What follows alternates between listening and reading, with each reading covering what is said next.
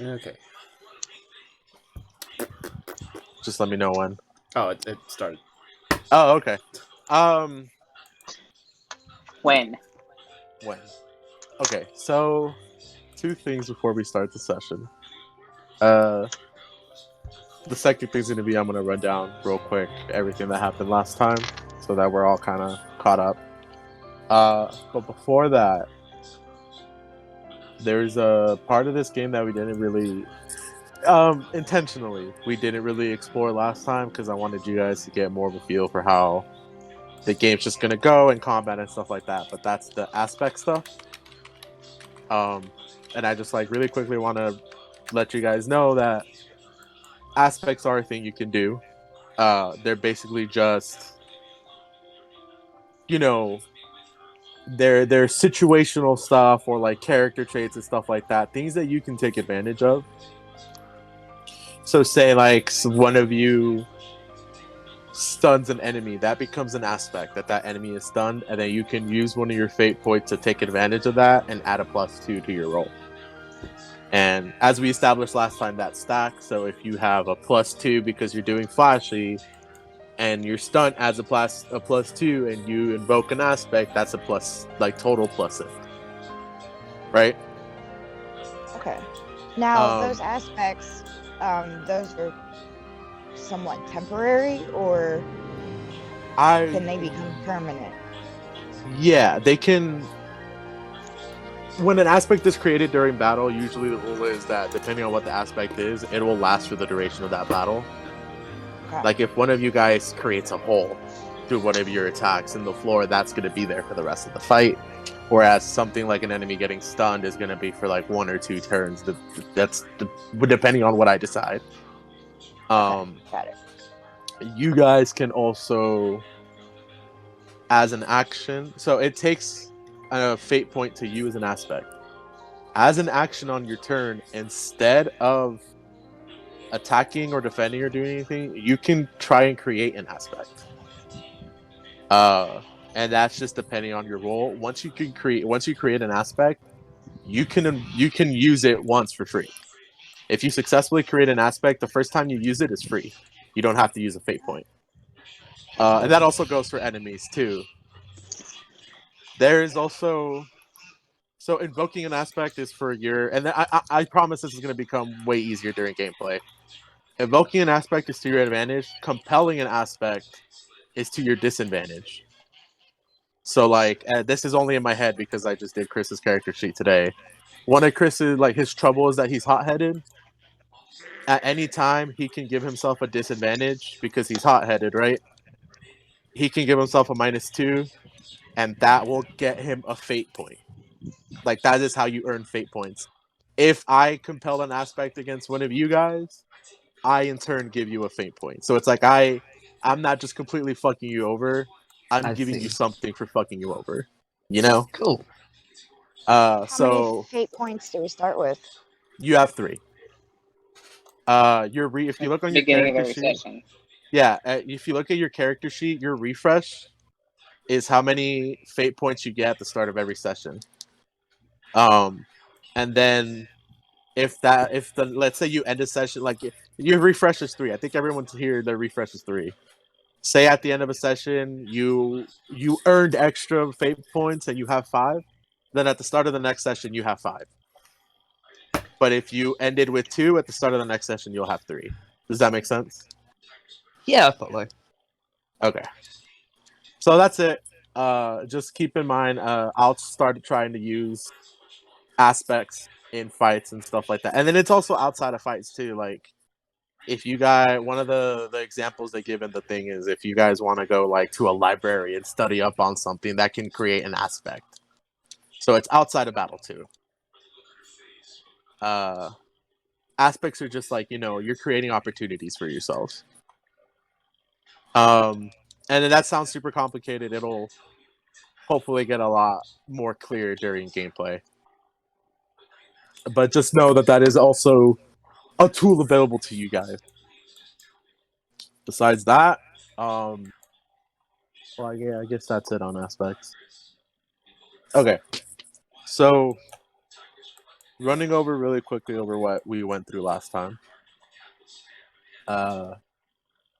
You guys had your dream. You know, the start of every Kingdom Hearts game where you guys get your Keyblades. You saw an ominous figure during your dream, and you heard the words "born through necessity rather than destiny."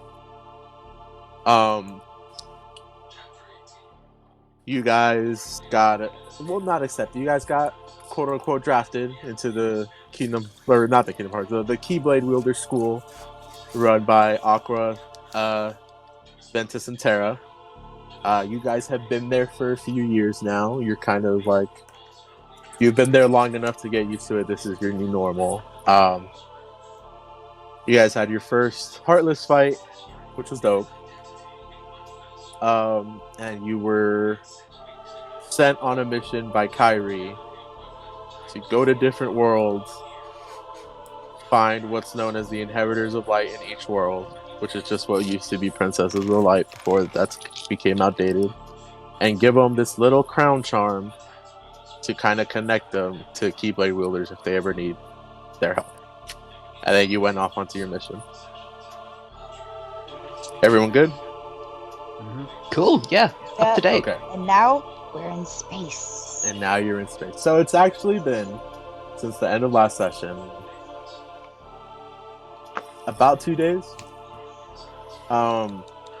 You guys are surprised because you always kind of assume based off of the old stories that like travel between the worlds was pretty quick, but that turns out that's no longer the case. And Launchpad tells you guys like, yeah, no, ever since the pathways have been closed, we kind of manually have to go over there, so it takes a little bit. So you guys have been traveling for about 2 days now. I hope this ship has room then to stretch your legs. Yeah, there. I mentioned last time there's like a lounge, hanging out area. There's a kitchen. You each have your own bedroom. Like this is Scrooge's old ship. Like that man refuses to travel in anything below luxury. So you guys have a lot of room to stretch around and hang out. I was actually going to ask you guys what have you been doing during this time? How have you been acclimating to your new surroundings? I am probably bothering Launchpad, begging him to let me drive the ship. Launchpad goes, that's gonna be a no for me, dog. I'm a certified gummy pilot, and this is a heavy piece of machinery that I'm operating here. She is not easy. So I'm sorry, you're gonna have to be years of certification and training and. I think like Taiga then walks in somewhere during the scene. It's like maybe he's chewing his gum because I said he has like a bunch of gum last time. Yeah. And he has like a mouthful of gum in like the side of his mouth, and he's like, "You're certified. Where's your license?" He goes, "Oh, it's right," and then he like reaches into his pocket, and he pauses, and then he reaches into his other pocket, and he's like, "It's on the ship somewhere." I'm gonna die. I just turn around and walk away. Phil from like another room just yells, "If anyone dies, let me know. I know cure." What's everyone else do? Well, I reckon after all the balls that Zach got all over the ship, that's probably what Iggy was doing for a while. I reckon he'd be probably in the kitchen trying to teach Max about the food pyramid or something, trying to improve that kid's diet. Yeah, he's a growing boy. He needs to eat well. Yeah. I feel like Max is there, but he's kind of just on his gummy phone, not really paying attention. Yeah. The one I feel like is paying attention to you is Phil. He is like hanging on every word. He is fascinated by what you're doing. Like he is a master magician. And poor Ignis, poor Phil isn't getting noticed at all by Ignis. Yeah, like cooking is a whole different kind of science to Phil. He is just Yeah. amazed at like he's like asking you all what's this do? And you're just like that's a pan. Yeah, It's like this is a frying wow, pan. wow, You put it on the fryer. spectacular. We call this a spoon. Yeah. Okay. So yeah, they're on a culinary journey. Okay. The Chanda and Zach, what are you guys doing? Is John gonna tell you? Yeah. No. I'm calling you guys as character names, so the Chanda and Zach.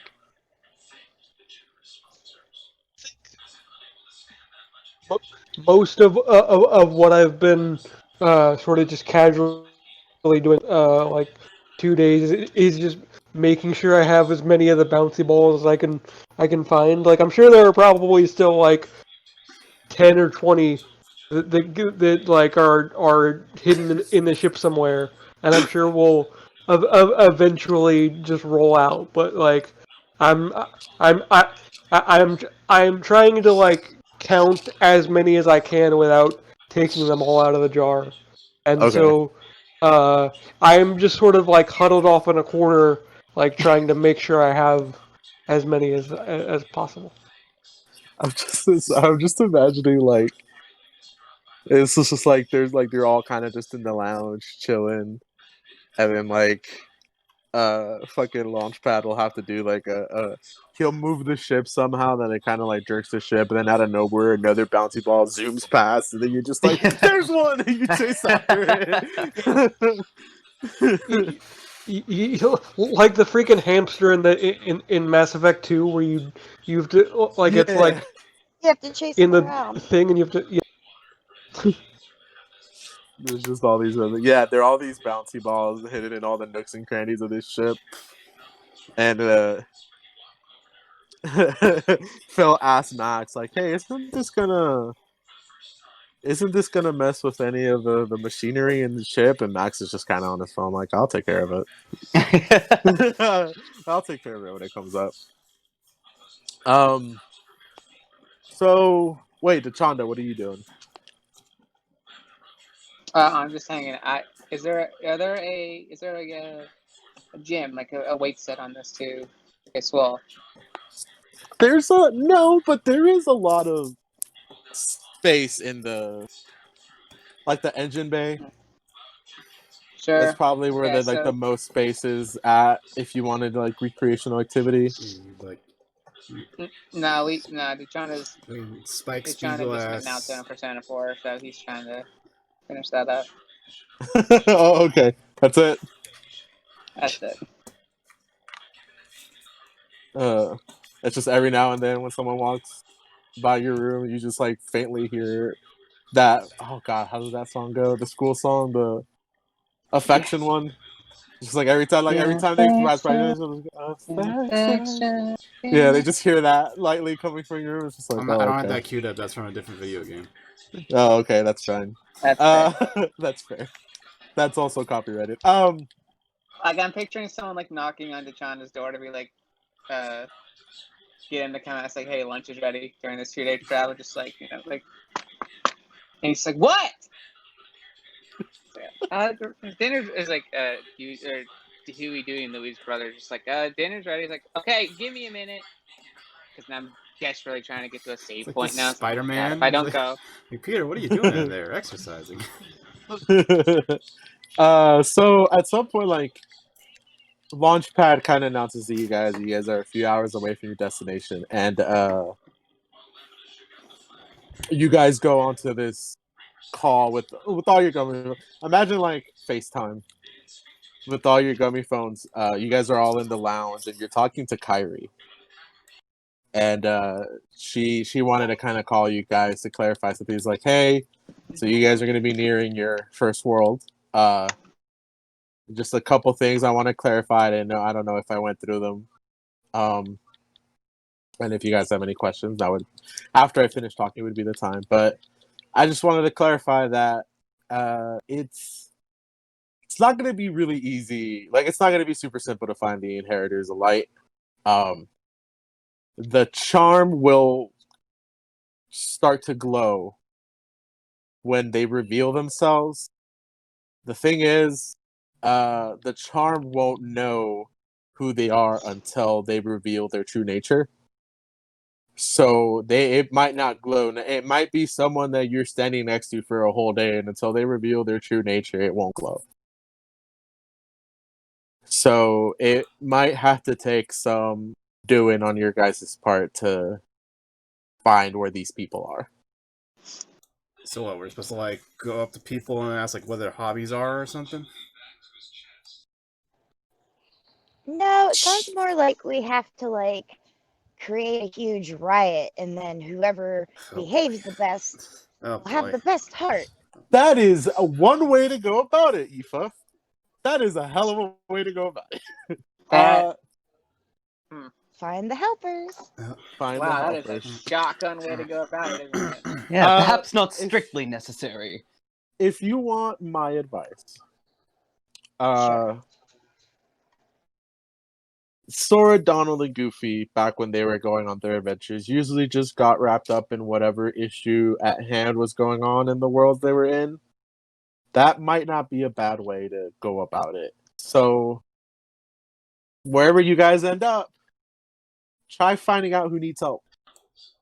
Meddling is what And you're saying. That's what Donald would do. Meddling. Man, look, if Keyblade Wielders are anything, they're meddlers. So go meddle. Go find out who needs help. Offer your assistance. Try to, figure out what's going on in this world. And Donald is rolling in his grave, and he's like, "I'm not dead. Why am I in a grave?" he's Don't rolling pinch him, in his coffin bed because he's just a fucking. Duck. Anyway, he's a duck. But yeah, like offer your services to whoever needs it, and hopefully your Keyblades will lead you naturally to the inheritor of that world, and through your actions, their true nature will be revealed. You guys got any more questions for me?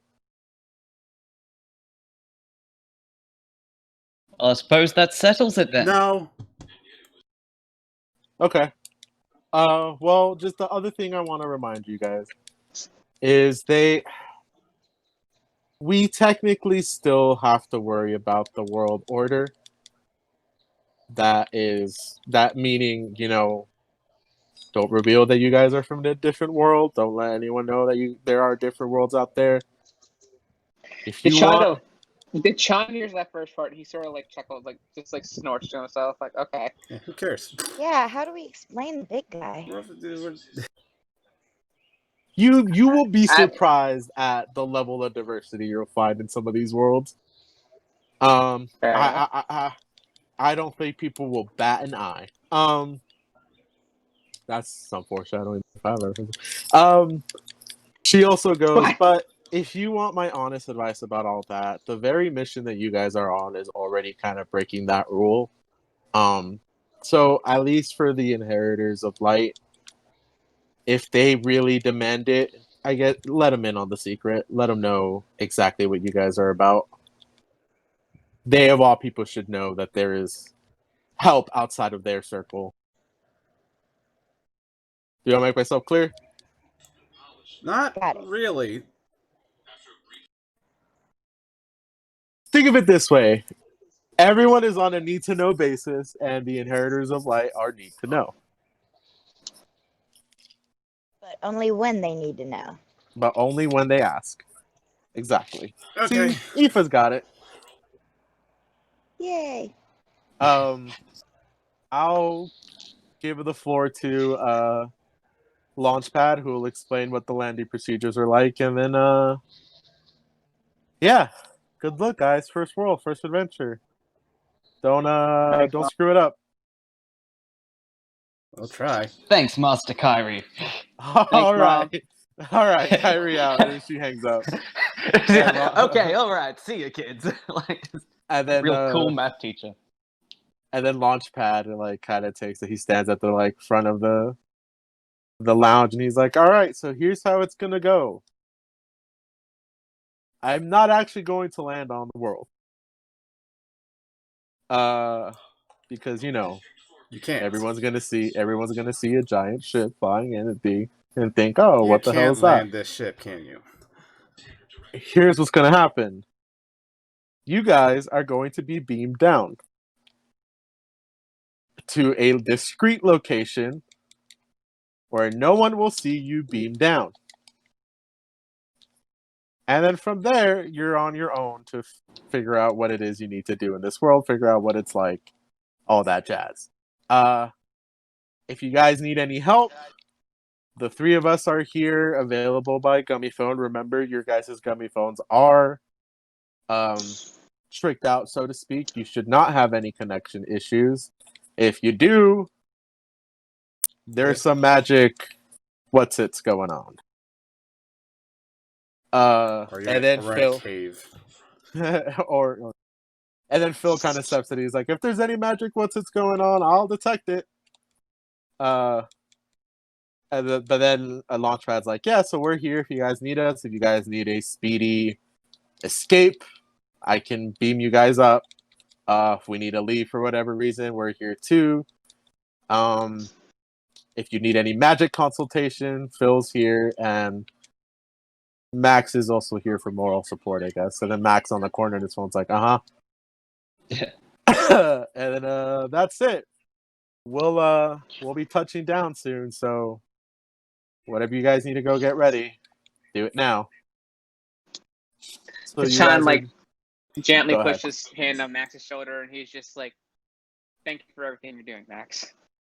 And Max is just kind of like, What a trooper! What a stoic face. All right, I'm just gonna go ahead and write in my notes here. Dachon really respects Max. Like that as an aspect. That could be an aspect. Sure. Chan really respects Max. I don't know how that's gonna come into your guys'. Oh, well, maybe. So you can go ahead and also write that down on your character sheet, Devin, when you get the chance. No, I'm good. I wasn't actually planning to do anything with that. I'm going to make you do it. Because that's great. Okay, so But before we get set out, I have one idea real quick. Go I ahead. want Tyga to talk to Phil for Okay. something. Be like, hey, Phil. Hey man, what's up? Hey, you're the magic guy, right? Yeah. So okay, I never really bothered much with magic before, but I figured, why better late than never. So you might show me how to do something. It doesn't need to be too complicated. Just because I got this thing here. I hold out my Keyblade that basically looks like a baseball bat. This does the job. So you have any magic that's fits that sort of ethos of smashing things. Smashing things, huh? Or I don't need to set things on fire or anything. Just something it does what my key thing can do, but further away. Okay. So roll. Well, hold... Okay, go ahead. So roll is I want to add another stunt. I don't know what exactly to do because the thing is I look at the stunt maker I look at the stunt section in the SRD and I get it, but the stunt maker kind of confuses me. So Okay. I basically I want to have a earth elemental spell because I want that to be his Taiga sort of element of things that he does. Do you want it to be a bonus thing? You could do it as many times as you want, but you get a +2. Or do you want it to be like Devin's plasma cannon? That's what I'm trying to think about because I think of this more as being an AOE attack. So it's situational in that way. Is that's when I would do it. But, so do you want it to be a once a session break a rule, just a badass attack? Well, again, that depends. Is it gonna be a thing okay, I do this once and it does a ton of damage to multiple enemies, or it can be just something I can do as many times as I want, but only does a decent amount of damage to multiple enemies. So if it's the one that you can do whenever you want, the damage would just depend on the rolls. and it would take into account their defense and stuff like that. You would only be getting a +2 bonus. If it would be like a once a session thing, it would be like Devin's Plasma Cannon, where they don't get to roll defense. You just get to roll damage. And like for example, Devin's Plasma Cannon last session did do splash damage Yeah, to the Heartless around him. And like what was I gonna say? And well, for one thing, like, would it be okay if I could like get both of those things this early? Like, It would have to be. I forgot how many stunts I can have at this point. It would. Well, how many do you have? I only wrote down one so far. So You get 2 free ones. You get 2 more free ones. A stunt like that, it would have to be one or the other. so it'd either have to be like the one time like guaranteed AOE or like the whenever I want AOE. Yeah, unless you want to have 2 of the same kind of stunt, but they do different stuff. I just want like just like a straightforward like AOE attack, and like I guess like you want one I could use whenever I need to will probably be more useful. And like in terms of like power level, like I'm fine with that too. At this point. Okay. So I want it to be called Quake because I know that's like the Final Fantasy like elemental attack name. Okay. So like basically, I want it to be like a spell where like I cause like an earthquake to happen and it hits people. And like Okay. How about this? How about write it down, uh-huh. and then when you get the opportunity to use it in battle, make the decision then, like whatever you're feeling. You know what I mean? Yeah. Let's see. Do you think like do you think that would be like forceful or flashy or Quake, that sounds forceful to me. yeah? Like even though I have a +2 in forceful, but like it's just like I'm just causing So the it earth would to open up. It sounds forceful, not more. Yeah, not when you flashy. cast that spell, that would be like a +4 because it stacks. So yeah, you can do that. If you really also wanted to do like an even more powerful version of Quake, that's the once a session thing, you can do that. Just bear in mind that then you would have 2 stunts that are essentially the same thing, just different uses. But if you want to do that, that's fine. Yeah, I think I'll think of something else when I need to for like that. Actually no, I think I have another idea for like that once per session thing, but I don't know if I need to tell you it now. Maybe I'll tell you like when it's situational. Okay. So like, okay, so I do have something in mind for like a once per session ability, but like maybe I'll say it when I want to say it, if that's okay. So Phil is gonna be like, and he pulls out this like book that's with him, and he starts kind of flipping through it. And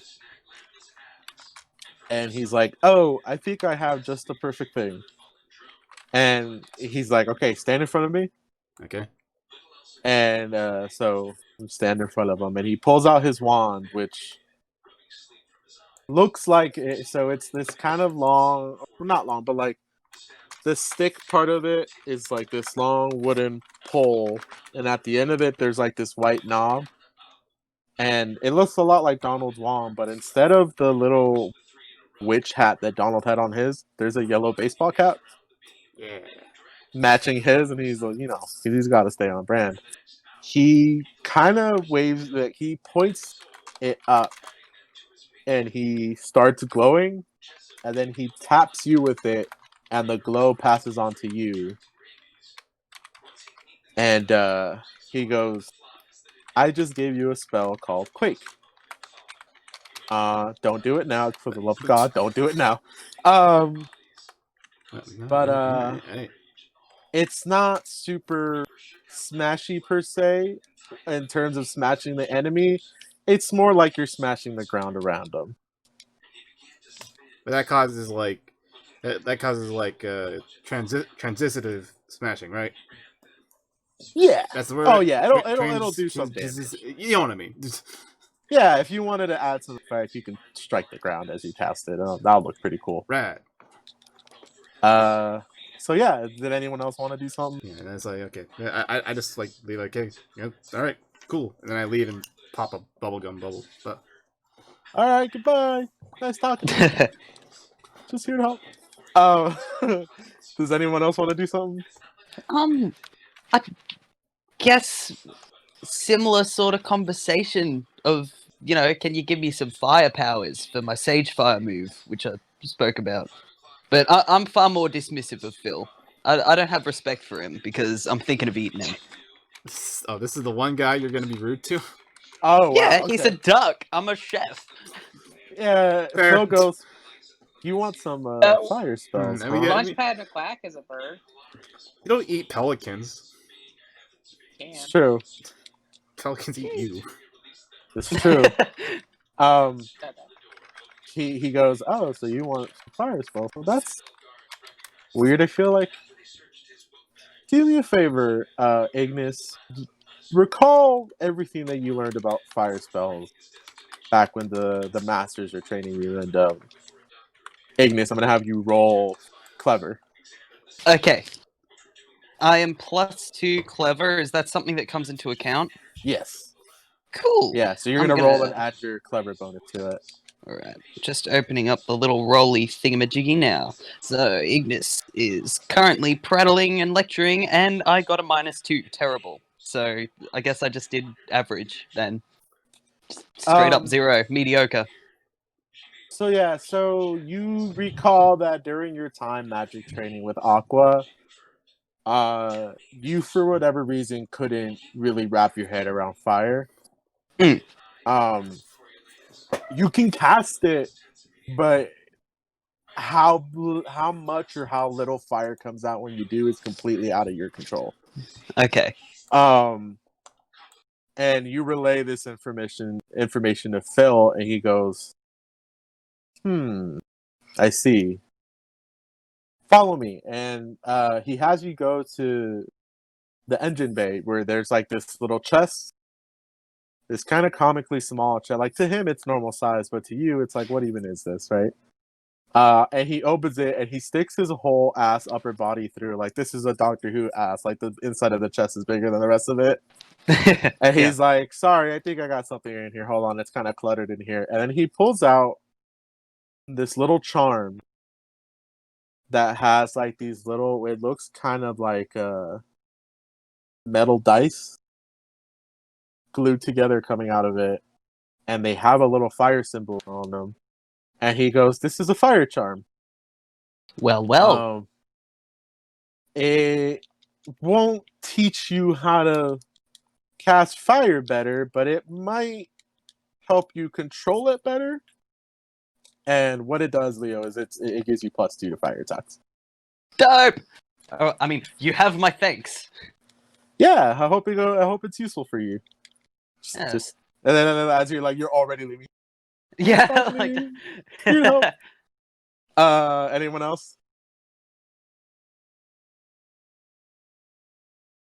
Are you all good? I think I want to say so. Like, do we know where we're landing? Nope. Okay. It is So a I guess I complete wanna, mystery like, to ask- you. I want I'm to good ask, for now. like, who would be the best person to ask, like, that would have some sort of experience in like landing on new planets? Because it's not Launchpad, because he can't land. No, he can't land it on anything. I'm gonna actually, Devin, ask you to also roll clever. Or no, you roll sneaky.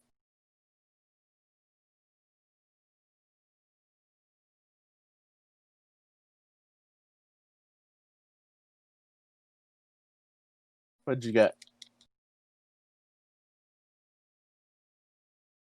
Devin? Sneaky, huh? Sneaky. Yeah. Uh-huh. I got a -1 from the roll. So Okay. that's good. And then your sneaky modifier. I get if it's +2. So you get a 1. Well, okay, hold on. God, I closed out everything, so now I'm trying to find. Why'd you need me to have my character sheet up, you monster? It's almost like we're playing a game right now, Devin. So okay, so my active camera gives me +2 sneaky, so it's 3. 3. Okay. You recall in your studies with the masters that it's usually when you guys beam down, or when like say Sora, Donald, and Goofy beamed down, the gummy ship and Donald kind of took care of everything, right? Okay, So they I would. guess right. Sorry, go ahead. I guess my question was like, who would know more about like going to other planets and interacting with them, despite looking like a cartoon character?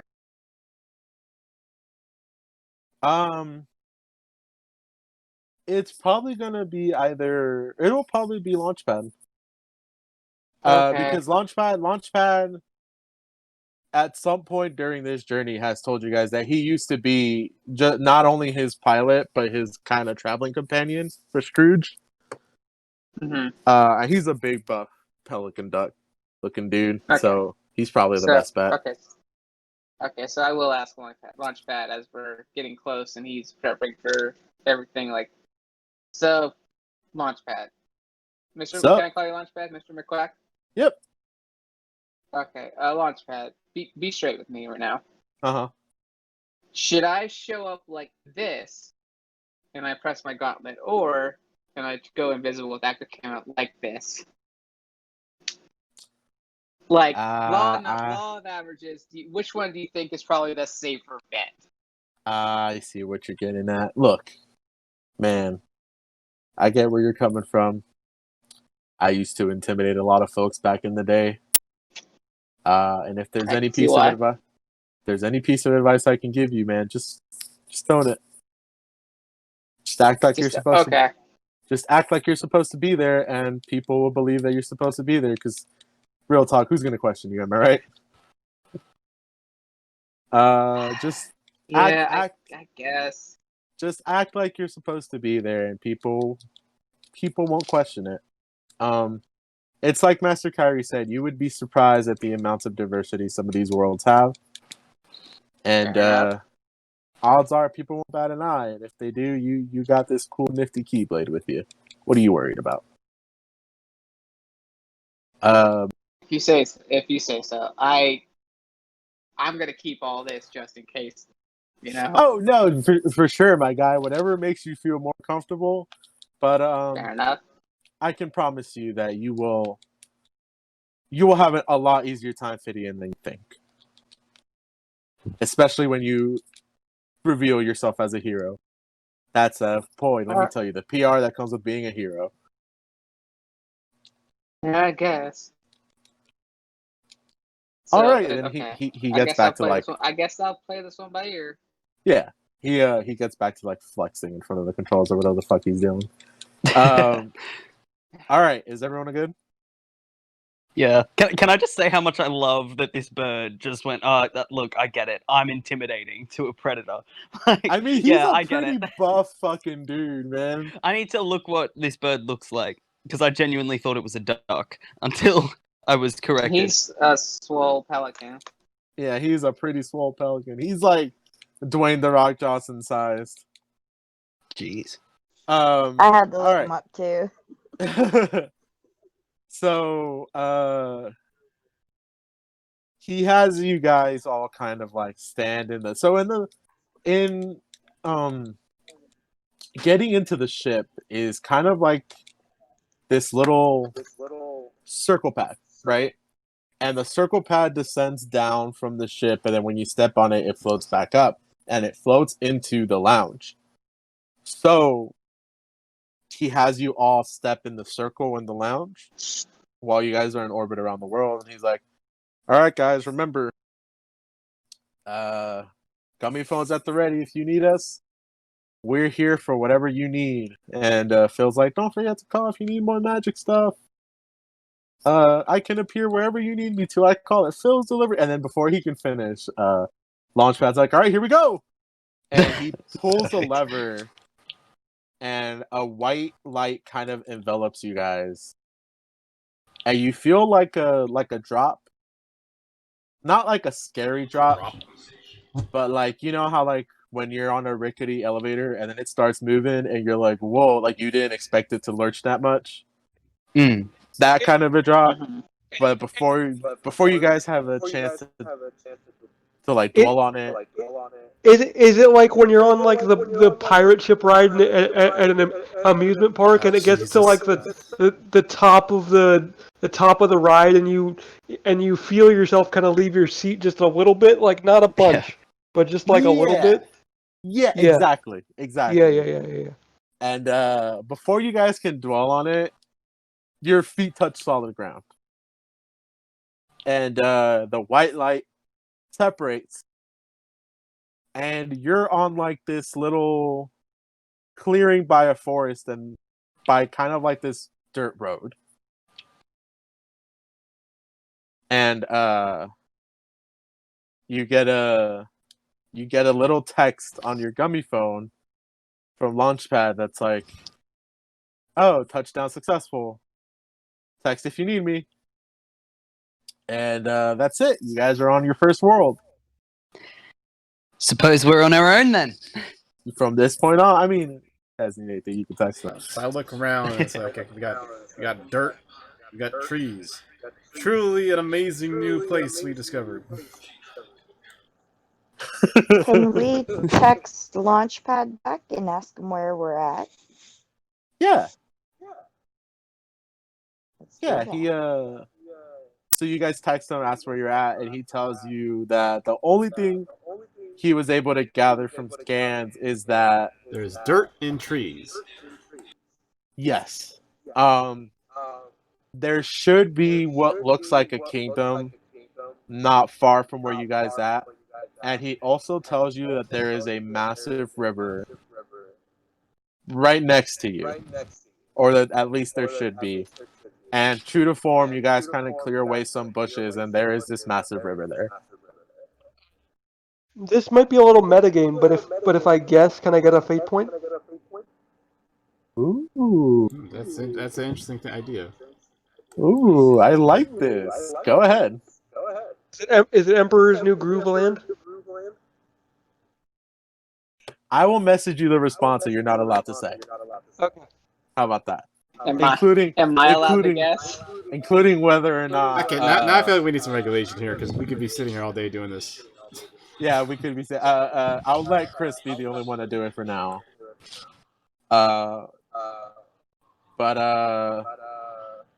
But yeah, just don't tell anyone what I told you right now. So there is a massive river next to you guys, kind of hiding behind some bushes. And besides that, you're in this clearing by a forest, and there's a dirt path. What do you guys want to do? Where do you want to head Anyone off to? happen to have a compass of sorts? Is there one have built in the one a gummy finger phone? and just hold it out. I feel like that's more for wind. Yeah, it absolutely is. I don't see anyone else licking their Yeah, fingers. Deshaun looks at his map. He points sort of in a direction. He's like, north is that way. Brilliant. I Let just us like be off. attempt to like point my finger in that direction like it was always there. It's like, okay, are you guys gonna follow the Chan? I mean, Sure. if we want to go He north, seems Absolutely. confident, Okay, so yes. you guys start heading north. Yes. onward north- to the North Pole, everyone. North This is specifically. the Polar Express. This is the Polar Express where we just happen to be in like Massachusetts or something. Yeah. I'd say Deshaun speaks of I mean, like, we're trying to find people, right? And forgive me if I'm wrong. Unless a tree can be one of these inheritances or whatever. Oh, my lord, we'd be here forever. No, okay, so why don't we, like, this dirt looks like it's a road. Why don't we follow this dirt probable road to see if we can find, like, a settlement of people? But yeah, Launchpad said there's a kingdom I nearby, lick my finger so again. let's hope the dirt path goes towards the kingdom. Are there signs on the dirt path saying which way the kingdom is? Now that you mention it, as you guys are kind of idly walking forward, you do see in the distance there does seem to be a wooden post with a sign on it.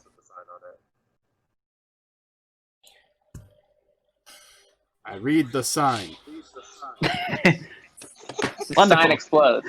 The sign explodes. I'm gonna have to. You need to roll for damage. It's like I flashily You read read- the sign. I'm gonna need you to roll for read. I'm just kidding. You Yeah, read the none of us sign, can read. and the sign just says the kingdom this way, and then the sign is an arrow pointing north. It just says the kingdom. It just says the kingdom. Well, Convenient. the board of tourism Okay. of this place must be putting in all the work. Well, Before I you guess we're guys- headed taking it towards the back that kingdom. Yankee knows that word. Wait, what? John is just taking it back that Tyga knows that word. So before you guys do anything else, you hear a scream, kind of like a high-pitched scream, off into the distance, surprisingly north of where you guys are. Blimey, what was that? I Keyblade activate, and also I'm pointing my licked finger in that direction. Okay. You hear more sounds of a struggle and then more screaming. Should we intervene? I don't know. I start running. Towards or Okay. away? John stands up all 7 feet tall and Braley sticks his chest out and just goes, "Fuck them," and goes down the road towards the kingdom. Okay. This is not an organized unit. I'm assuming you guys are gonna follow. So, Uh, Tyga took off first. The John sees Tyga taking off. He's like, I guess that decision's made for us. So, Tyga went off first. Ton went off second. I'm gonna have you both roll for quick. Okay. Let's see here. Where's the Who? What if the roller? The Chond and Tyga. Okay. I got I minus. don't. I got a -2 plus 2. That's 0. I got a -2 altogether. All right, Tyga's definitely kicking your ass, the Chond. That's fair. I'm not in a hurry. Like he is running. He is ahead of you. You're trying to catch up, and you just cannot. Dude's light on his feet right now, and the rest of you follow behind them because the fuck else are you gonna do? And you come upon a ship leaving the shore of this river, and on this ship you see a woman screaming for help. Is she a human woman? She is a human woman. Okay, that narrows it And she sees you guys and she kind of calls out to you guys like, "Hey, I need a..." And before she could finish, this kind of massive hand, not massive as in like a person size, but he could hold this woman's head in the palm of his hand, reaches over and just kind of gently pulls her back. And the ship at this point is too far for you guys to conceivably swim it. Okay. You know what I mean? So you guys are just kind of standing there watching as the ship goes away, and you hear laughter coming from the ship. And you can't tell if they're mocking you or not, but here you go. 5 heroes just missed their chance to save this woman. Well, drat. Well, I tried. Deshawn, throw me. Not towards the ship, Uh-huh. just throw her. Excuse me. This is a wild turn of events, but okay. Yeah, let's see how this turns out. Throw me onto the ship. So that would be a forceful roll, probably. I'm a tiny little thing. You can fling me. Yeah, I just want you to know. How tiny are we Before I talking do here? this. She's Like- well, she Oh, literally God, like- needs nano machines to hold her Keyblade, so Yeah, I've got my swarm shield. It'll help me land safely. Okay, so I My kneel down nanobots? and I put my hands on Aoife's shoulders and like, Aoife, I want you to know something before I attempt to do this. I Yeah. can't swim. So if this happens and it goes south, sorry, dude. I tried, I did my best. Well, I guess I'll just have to try my luck. Oh God. Should we do this? This might be a bad idea. It's up to you guys. Let's do it. For it. Yeah. All right. So I was like, okay, how are we gonna? Okay, so I guess I like pick her up underneath her armpits, and I'm like, okay, how are we gonna do this? Here, by the Think way, about it, like, here is a perfect time if you guys want to try to create an aspect, something that you can convince me is feasible. That would help them. Like, you don't have to use the aspect you create. You can have it for someone else, and they can use it for free. So if Aoife, you your want to, nano machines that help you lift that heavy ass Keyblade. Can you use them to make Yeah. yourself lighter? I don't know. In Well, in any way, literally anything Actually, would help me yes. right now. Nanobots are run on an electromagnetic current based off of the planet we're on, and if they're functioning here, which are they functioning The ship's here? getting away. Yeah, Look, they can help give me some anti-gravity boost. Yeah, my compass works. So this thing has an electromagnetic field. Let's do it. Okay, so All is right. that +2? that is a +2. I'm gonna go ahead and add to my notes. Aspect. Nano machines give a brief lift. Okay, so that adds a +2 to whatever roll you guys are gonna do. And this first time it's free. The next time you guys try to use this specific aspect, it's a fate point. But because you guys just created it, it's free. Cool. Okay. Alright, so should we each roll, or is he rolling first? I'm gonna go ahead and say he's rolling because he's the one tossing you. Okay. If you there's no roll for make yourself tinier, so You're just you. Yeah, go ahead. I rolled a -1 Okay. with my forceful that evens out to 0, and with +2 it gives me 2 because of her nano machines. Okay. Mm-hmm. Here's what happened. You toss Aoife, and she kind of sails over the air. And for a while, it looks like she is going to make it into this ship, right? Okay, let me cue up the Buzz Jeff trying to fly out and over the stairs scene music. Ignis is already stripping to swim. He's worried. And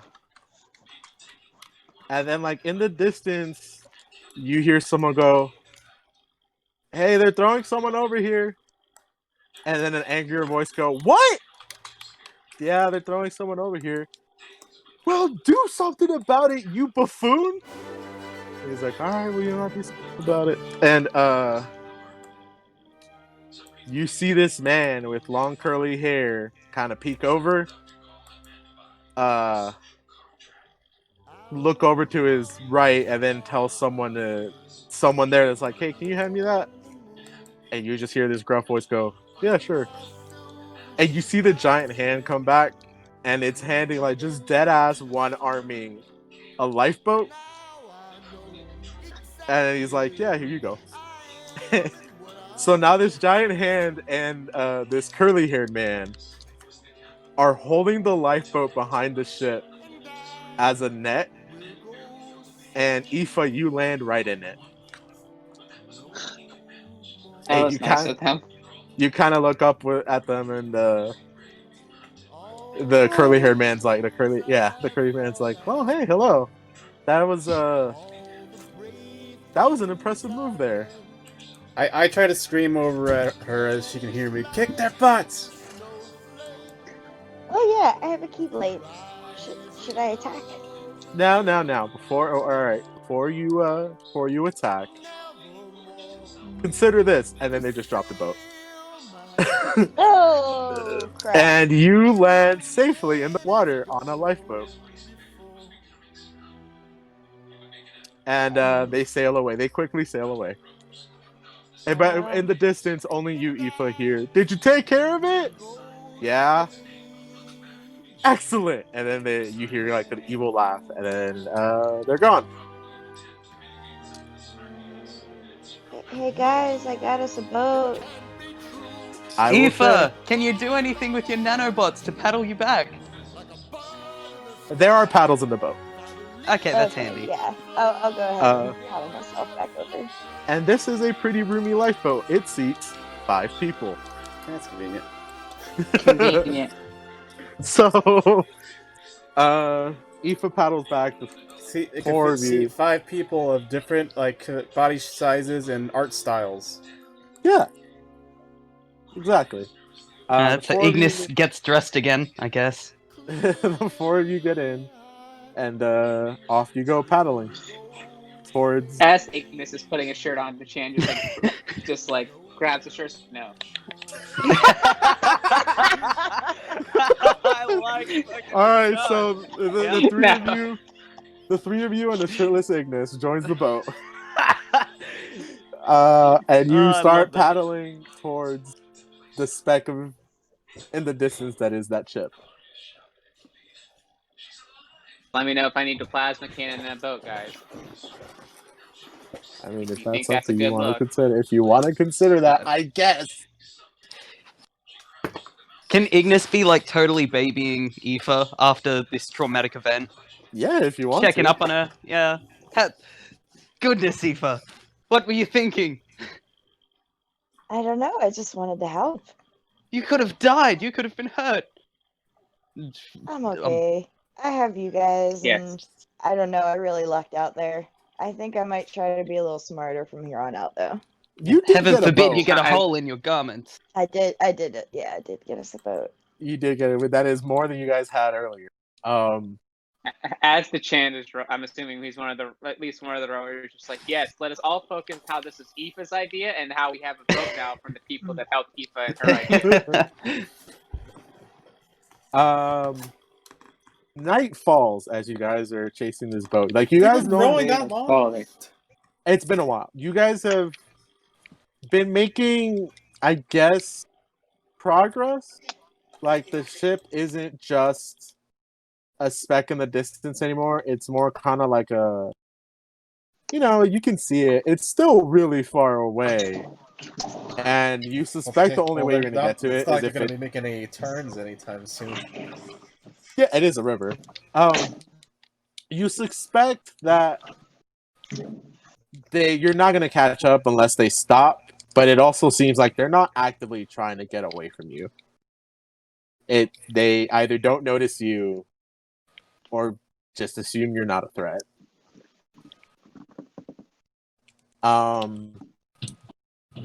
But you do, however, I'm gonna have you all roll careful. Oh, nice. Careful. I'm Yeah. the best at careful. Yep. Okay. Let's see. Is what that this true? goes. Okay. I got a +1 and a 1, so I got 2. That's fair. Oh boy, my strong suits are really coming out today. Yep. All right. Give me a second.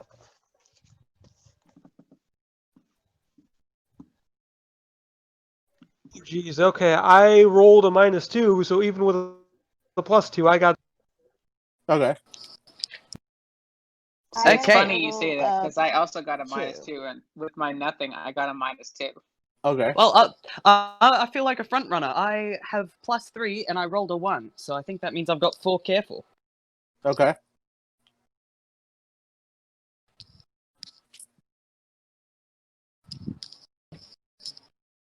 Aoife, what did you get? Oh, sorry. There I am. Can you hear me? Yeah. Okay. I got a 2 total. Okay, then Tiger, you say you got a 1, right? No, I got a 1 and a 1, so I got 2. Okay, so Ignis, Aoife, and Taiga. The 3 of you, as you're all kind of carefully rowing this boat, notice that behind you a ways is a ship. A bigger ship than the little tiny boat that you guys have. Not as big as the ship you're chasing, but it looks pretty speedy. What do you guys want to do about that? It's before you guys do anything, it is coming your way. Yeah, And we're on a river. well, based off its speed, it looks like it's going to pass you. Do you think? Do we think it's a hostile ship? Like, are they after them too? Sorry, guys. Hold on. Give me Yeah, a I'm second. asking Tiger. Sorry. Sorry, guys. Hold on. Give me.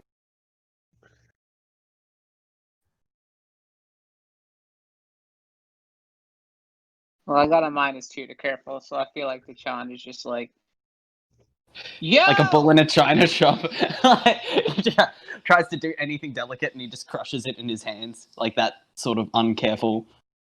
what's good? Okay. I don't mean to alarm any of you. We just had an earthquake, and it wasn't big, but it was noticeable. If I gotta cut out for any reason, you guys know it's because of that. Yeah. But now Damn. it is we're fine. It was just very obvious an earthquake. Shit, man. Okay, I'm good. Sorry. Yeah, I hope it's all alright. No, we're fine. It wasn't a big one, at least in my area. If I do cut out for whatever reason, though, that you guys know why. Anyway, so what did you guys decide to do? We're still trying to figure out if it's a hostile ship or not. Maybe they're going to save that woman we saw. Perhaps. Maybe Will we that's risk part of- it? Yeah, I don't know. I mean, it looks like they're gonna come by us anyways. Yeah, keep in mind. So, what do you guys want to do? Act natural. Wait, what I does it roll vote for for? acting natural. Act like we're all just hanging out on a boat. What was the and point see of our what roll? happens. To see if you guys noticed the ship. It's very possible that none of you would have noticed the ship. Then where would you be now? Acting less natural. That ship could have, if none of you noticed, that ship could have sneaked up on you. If it's a hostile ship, but what if it's not a hostile ship? Are they bearing towards us or the ship with the voice in it? They're going in the same general direction, but based off of their speed, they're going to pass you. You guys, Okay, as so they're far not, as like, much kinda- as okay. yeah, as They're much as racing you guys, not that you can tell, as much as you guys have tried, like you're not going very fast. Well, if we can see them, they can certainly see us. So I vote we either don't interact or we wave them down. Flag them down. All right. I feel like the best course of action for comedic purposes is that like we continue to argue about what to do until the ship is just right by us. I like that. And then like when that happens, I look over at them and be like, "Hey, do you need help?" Yeah. Okay, is that what you guys are going to do? Yeah, I like What's that. gonna happen? Okay. So, It's like they're I don't know if like they're in like a speedboat or whatever, but like we're just in like our dinky little like raft, just trying to speed paddle. It's like, you guys look like you need help. What? That's an interesting question that I don't feel like we've read. When you say there's a what are these like fiberglass type fishing boats, or are they like wooden boats with sails and Pirate stuff? ships. they're both wooden boats. Triremes. Okay, so we're on like a wooden rowboat type of Yeah. type deal. Okay. Yeah. Okay. So he's not on a skidoo. No, but he is kind of like, his smaller boat does seem to be faster than the bigger one you guys are chasing. At this point, he is very visible to all of you. So are you guys gonna flag him down? Sure, I don't see why not. Okay. How are you guys gonna flag him down? Like again, I just feel like they're gonna like go past us, and then we're just gonna stare at each other for a beat. Okay. So do you want to do that, or you want to flag him down? I'm gonna. Everyone wanted to do the Flag fall him down. thing. I'm gonna roll forceful to see if I can row faster, to at least keep pace with them. Oh, okay. Go ahead. If it's I got just you, 2 we're just gonna be altogether. rowing in a circle. Wait, what did you do? I got a 2 altogether. Okay, you ramp up your. No one else is helping. Yeah, your... unlike that. no one else is helping. You ramp up your rowing process and you speed up a little bit. The ship catches up to you, and there is a dude in all black on it. And he's just kind of staring at you guys. And Howdy. he's like, "Howdy." That's a new one. You guys aren't from around here, are you? Hey, you got any trouble? Oh no. Thank you for asking, though. That's very nice of you. I seem to be okay. Are you guys okay? Like Just that fine. idea. Thank Like, you. we're just 5 people in a raft. Well, I don't know, mean, because you're just 5. actually, Yeah, no, go ahead. I'm sorry. there was this lady many? on 4 this people. boat up ahead, and she seemed to be in trouble, and we're trying to help her. Will you help us help her? Your boat's a lot faster than ours. Help us. Oh, to you help mean her. that boat up ahead over there? Yeah, are you friends with those guys? Yes, No, sir. never met him in my life. But that sounds like a wild situation to be in. Yeah, hell yeah, hop on. Let's Great. let's go help this lady. Screw those guys. What's Yeah, your come on, name? hop on. All right. Robert. And Let's go with that. Robert. Yeah. Okay, Robert. What IP are you from? Sorry, what am I from? Nothing. Oh, okay. Choose bubblegum. Oh, okay. So yeah, he leads down this like little rope and pulley system that can attach to your boat, and you guys attach it to your boat, and he pulls you guys up. Bro, this is OOC knowledge that I'm asking you this with, because I know where we're at right now. But can you describe? Would you say he's dressed in all black? How do you mean? Just like a black shirt and black pants, or? He's got like an all black getup. He's got what looks like a black do-rag on him, a black mask. Yeah. I have no idea. Dude's just a fan of black. Guy seems super trustworthy with the mask on his head, but all right. This boat's faster. Is it going to fit 6 people? What, his big boat? His bigger boat than yours that already fit 5 people? Okay. Yeah, Fair enough. it's gonna be fun.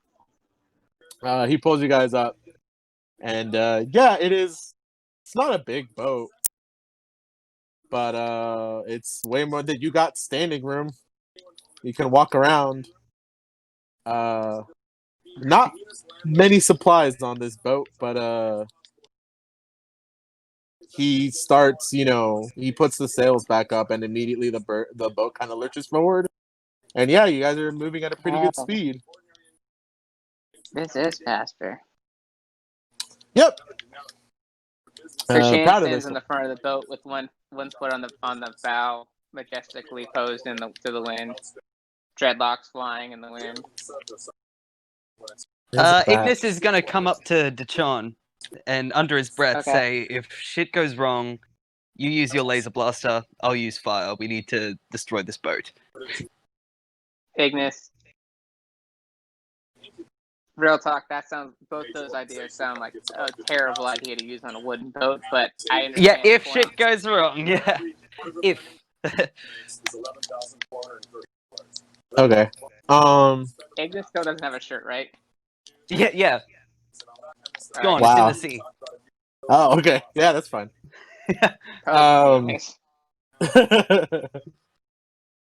So Robert kind of asks you guys, it's like, oh, so, like I kind of mentioned before, you guys seem to be from out of town, so to speak. Where are y'all from? Nowhere in particular. Nothing that would breach any world orders whatsoever. World orders, huh? Sounds Yeah. serious. Yeah, serious stuff.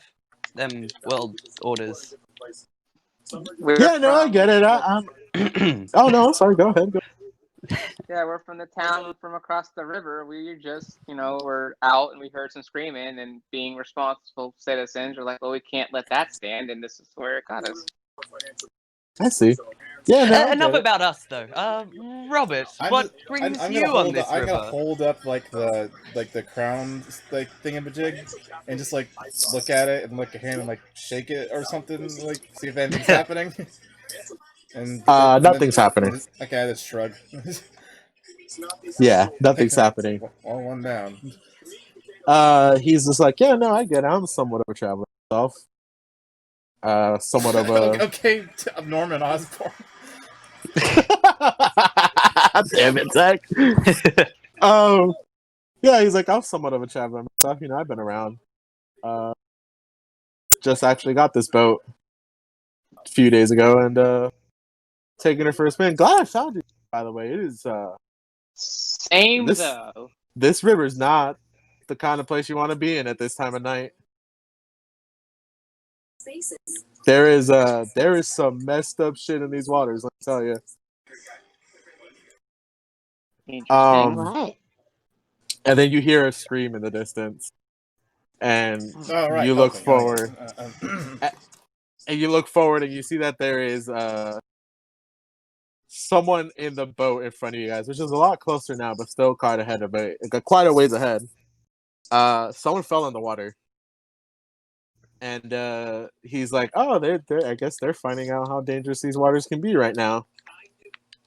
Yep. And you guys see something slithering towards this person in the water. And they managed to get back onto the ship before anything had happened. But you guys see this giant slithering monster thing, and now you're all kind of aware that it's like, hey, probably a good idea to get out of that boat, huh? Probably a good idea to trust this stranger that just came to help you. I reckon. It's fine. You guys It'll spend. be fine. If we have to kill you, we will. Sorry, what? Hmm?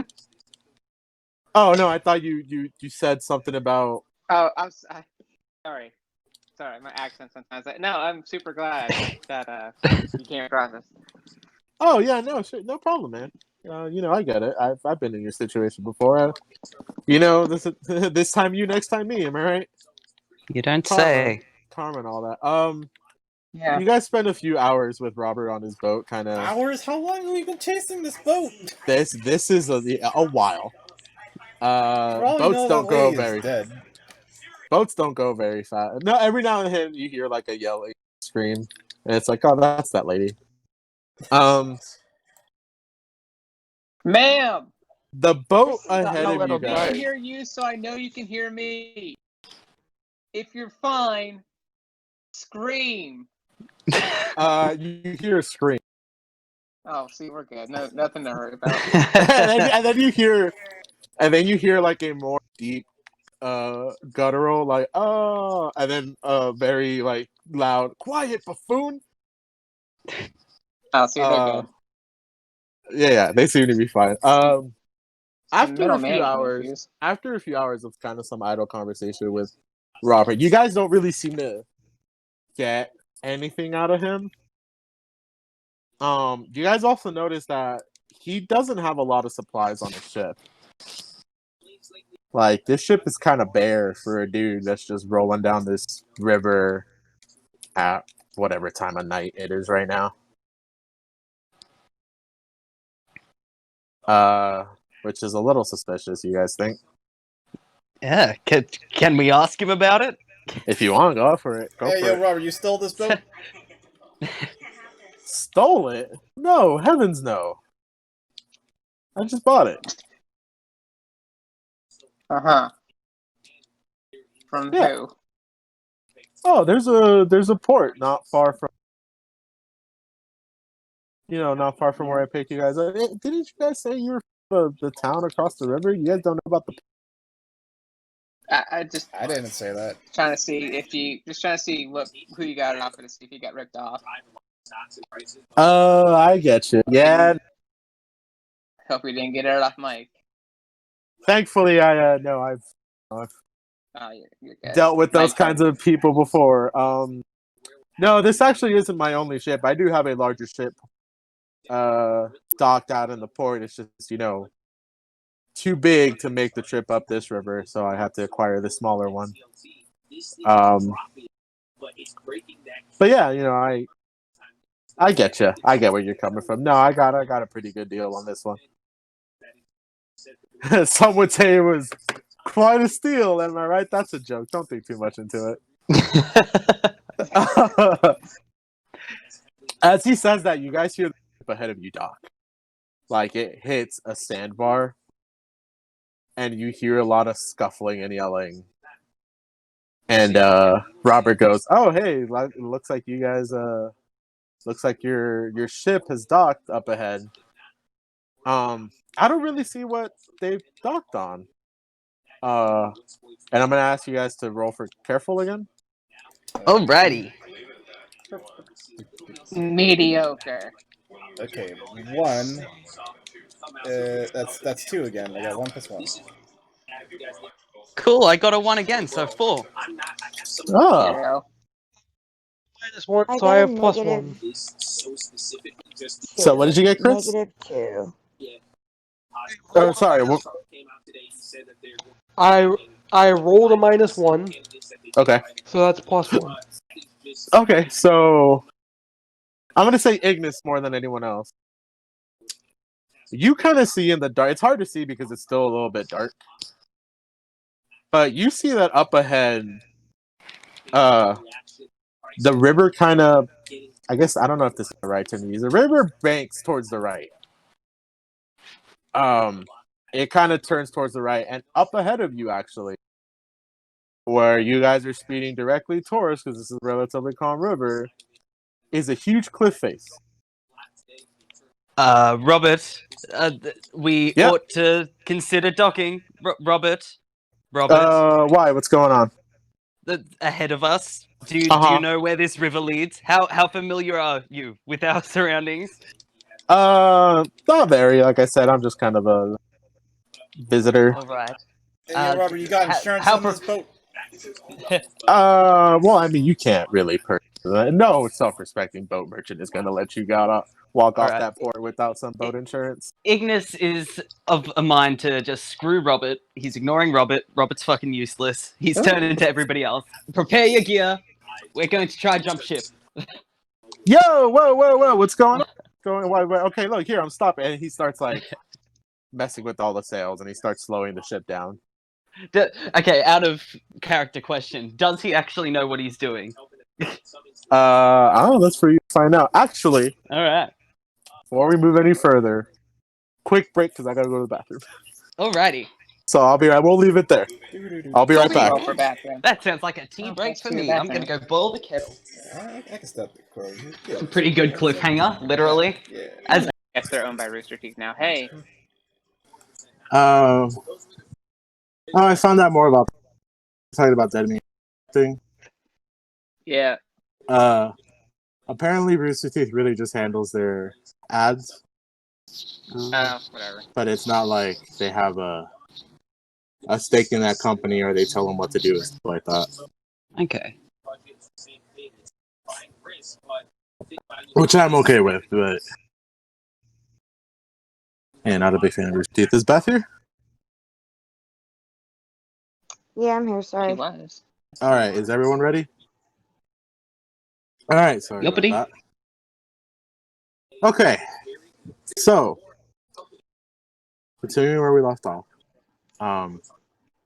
Leo, because you had such a good careful roll, I am going to tell you, or sorry, not Leo, Ignis, because you had such a good careful roll, I am going to tell you that you can kind of sense with Robert, he does seem to. You don't sense anything really off about him. What you really sense is that he does seem to like. He seems to be more competent. He seems to like. He's more competent than he's projecting himself to be. Okay, cool. Also, something that I just realized. I assumed the second you said cliffs, my brain just went waterfall, and then I realized that you didn't actually describe enough. So am I able to ask, like, are we headed towards a waterfall? Is that what is happening? No, you're the Okay. river kind of. You're heading towards a riverbank. The river kind of turns to the right, and then the ship that you're chasing has stopped at the riverbank by this cliff, Okay. directly facing this cliff. There's like a little bit of beach, so to speak, and then the cliff starts. Alrighty. But So I'm not with Robert, panicking anywhere near as much as I was then. yeah, but with Robert, you get the sense that he's kind of having a bit of a laugh with you guys, but not in a malicious way. Okay. So he stops the ship just in time.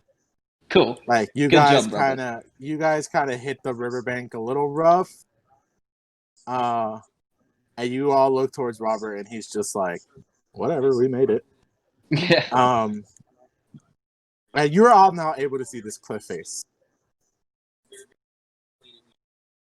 And you see a rope leading up to the top. And at the top, about to climb over the cliff face, you see the curly-haired man that you saw earlier. Dan Everdown? Sure. You see a smaller, kind of balding man towards the top, yelling down orders to the long-haired man, and a large man, who you all surmise to be the owner of the giant hand. And over his shoulder, he has the screaming woman from earlier. I know where we're at. And they all make it to the top, and they kind of disappear from sight. And Robert's like, "Well, look at that. They kind of left us a rope to use, huh?" And he kind of makes his way towards it and starts climbing up. Okay, I guess you're part of this too now. All right, yeah. Hey, you guys, look, you guys were after her before I was after her, so I'm just, following your lead. I can't just. I didn't. I thought you had other things to do tonight, but whatever. I can't ignore a damsel in distress, if you will. He starts. Well, I climbing suppose up. neither can we, so I'll follow him up. All right. We've been doing this for hours. I am. You guys have had breaks through it. It's implied. I'm not going to be that strict about rest and stuff like that. I am, however, going to ask you guys to roll a specific approach. No, I'm going to say careful. This is a dangerous cliff face. Oh boy, more careful stuff. Yep. I'm liking it. You got Oh my one. God. I got a 1. I rolled a 0. Okay. I got a +2. What is this? I can't. Which means I've got 5. So I just got a Right? +1 then. I rolled a -1, so that's +1 with the bonus. Okay. DeChond. I got a -2. All right, so DeChond is dead last. On top of him is Tyga. Then Zach. Then Aoife. And at the very top, right under the man in black, is Ignis. Backflipping up that cliff. Backflipping up that cliff. And the man Robert. Man in black Robert. Looks down, and he kind of comments to Ignis. He's like, "Yo, mad flips, dude." Oh shucks, nothing special. As he continues to flip. As he continues to flip, shirtless still, because I think we established that. And you guys are about halfway up the rope. When the man with long hair peeks his head over, and he's like, "Y'all okay down there?" Splendid. Okay. I have a moral obligation to warn you that the moment you guys get up here, I will have to fight you to the death. Well, fuck. Excuse me? You have to what? Can you say that again? I have a moral obligation to inform you all that once you guys get up here, we will have to fight to the death. Why? There's Why? strictly no negotiation on this? See, I was hired to do a job, and my employer requires of me to do this. So you're no more than a common mercenary. I mean, if you want to get that technical with it, I guess. But you know, Well, we'll be quick with you then.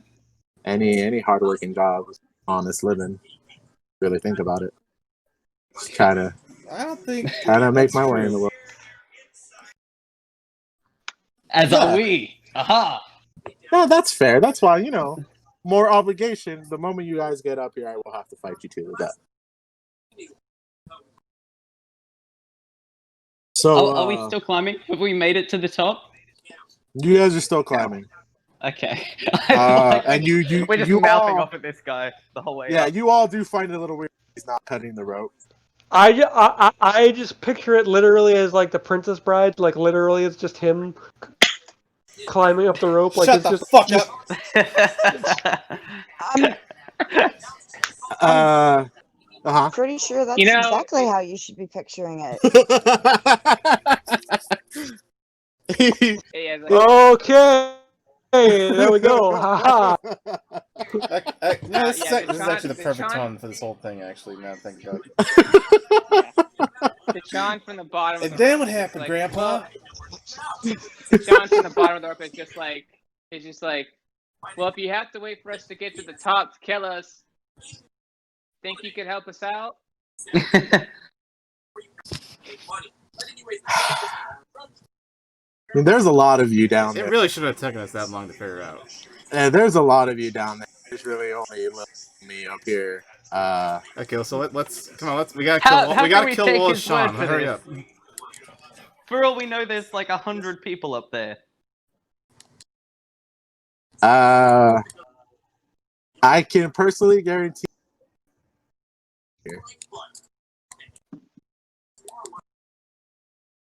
Do you swear?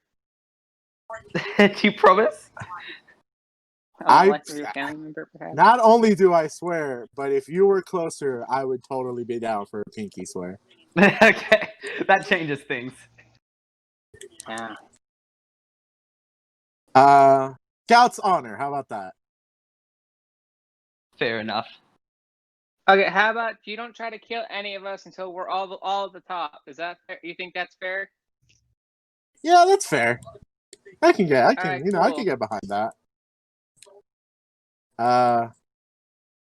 I'll just wait up here for you guys then. Y'all good? All right, let's get up there. Yeah, All well, right, I've made it up Business. first. I'm All right, well, respectfully not pushing him off the cliff. I'm waiting. Yeah, we'll get up there and we'll fall. We'll fall through with your moral obligation to fight all 5 of us to the death. Just you. Dick Uh-huh. and Robert. I didn't. Yeah, Well, Robert. you'll find out when you get up. I'll see y'all soon. 6 All right. of us now that we got like our dreadful friend Robert with us. That's a weird adjective to use for me, friend. We just met. God, these cliffs are insane. This is a pretty high cliff, not gonna lie. And then the curly-haired man from the top Rob is like, Reiner. the curly-haired man from the top is like, Rob yeah, Reiner. you really don't notice how long these cliffs are until you're climbing them. Like, they don't even look that long from up here. But y'all are still Almost down there, huh? inconceivable. Again, all this bullshitting has actually been totally on brand. So it's Yeah, that's why I picked it. I figured if we wanted to vamp, this is perfect. So you guys get to the top, and you finally meet the curly-haired man. He's just some dude. He's got his sword, but he's just like, hey guys, go to the top of the cliffs. So I mean, So we're all just standing around in silence. Do we fight now? You want I to mean, die I don't yet, or know. what? I don't know. How do you guys feel? Like you did just climb up some pretty gnarly cliffs. I mean, thanks for letting us catch our Cliff's breath. gnarliness, That I was call it. intense. That was very gentlemanly of you. Thank you. Well, man, I'm not about kicking someone when they're down. I appreciate that. So have you Right? Like, what's been the point busy if you today? kill him and this like not a fight? I get Cliffs this of guy. Insanity. Track number 6. Okay, there we go. Yeah, you see, you get it. Not about that Ignis life. coughs into his hand. So, where y'all from? Around. Down Yourself? the Your river. mom. All right, that's fair. I'm from Spain. Interesting. Yeah. Oh, I'm sorry. How rude of me. I forgot to introduce myself. My name's Inigo Montoya. How you doing? Prepare to die! I attack him. You We didn't attack kill you, him? Dad. Nice to meet you, Nigo. Wait, Tiger, do you actually attack him? Yeah. Okay, what approach would you like to use here? I mean, that seems like a pretty forceful act that seems like a forceful action to just decide to attack him. But I was thinking I want to do it in a flash way because I feel like this guy appreciates flashiness. Okay. I feel like me interrupting him mid sentence saying "prepare to die" is kind of flashy. I am actually going to give you an advantage. I'll give you a +1 to that because I could tell you for out of character he was not expecting that. So I'll give you a +1 to that. You got a little bit of an advantage there. Okay, +1 with flashy. So let's see here. Okay, got -2 Man, I feel bad. with a +3 and a +1, so I got +2. I feel kind of bad for jumping this guy. You know, You feel bad because you like him. I do I like mean, him. he has been threatening us the whole entire time. In a very polite He way. is not. Yeah. I mean, he's been very matter of fact. Like, hey, and I hate I'm to kill gonna you. have to kill you. That's still a threat. Doesn't matter how nice the threat comes out. Still a threat. So I got Alright, I got so- a 2. You got a 2. Very nice guy. This Kill you. dude got a 1. So go ahead, that hits. Go ahead and describe how. Go ahead and describe what you do to him. So You right got when he was in the one hit middle in. of "My name is Inigo Montoya," I just burst in and say "prepare to die" and materialize my Keyblade bat and just kind of obviously I'm not gonna fucking kill Inigo Montoya right out of the bat. So I think I just kind of butt him with the shunt or whatever, the bottom of the handle with right in his ribs. Okay. Can you imagine how I'm doing that? Yeah. Okay, so Inigo Montoya fucking dies. Oh my god. You kind of knock him back. You kind of knock the wind out of him. And he doesn't fall back, but he kind of is pushed back a little bit and does a little bit of a oof. And Yeah. and Robert goes, That's right. whoa! And then he joins and he's like, whoa, man, come on! Well, it's a fight to the death. It's a fight. Yeah, but I guess I was. You want some of this too? Nah, just pointing the key bat at him. No, man, I'm good. And then Nigo's just like, yeah, I kind of thought we had a room going. All right, and he goes ahead and behind the rocks, or behind the rocks behind him, a group of Heartless pops out. They are. Okay, this is what we're doing. This is what we're doing.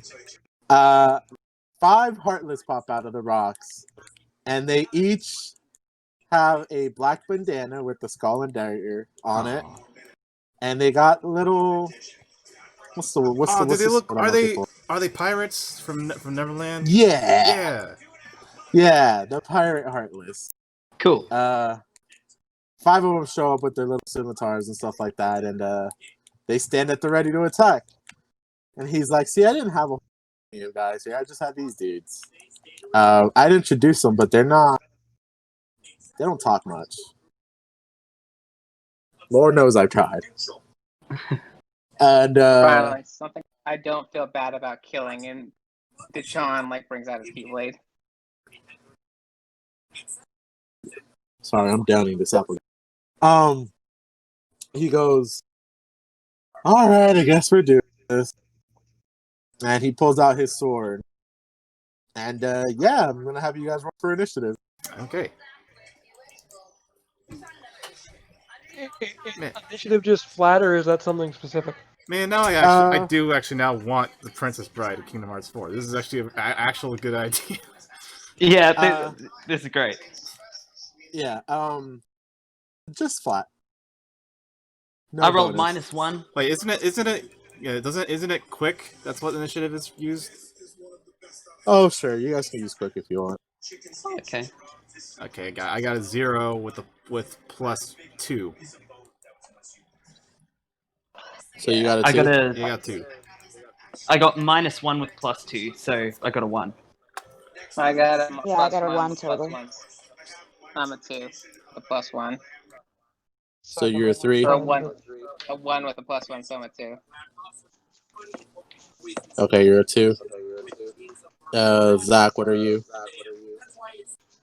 I was 2. No, character Zach. 1 second. Uh-huh. That's 1. So roll. Okay, so I have a +2 because I rolled +1, so I have +1. Okay.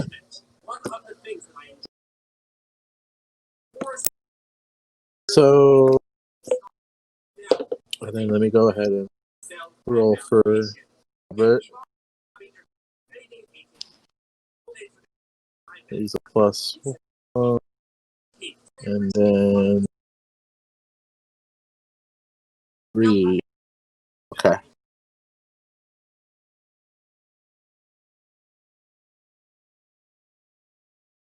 Yeah, at some point is like Fred Savage is just like, wait, he just went up and hit him in the ribs? Like,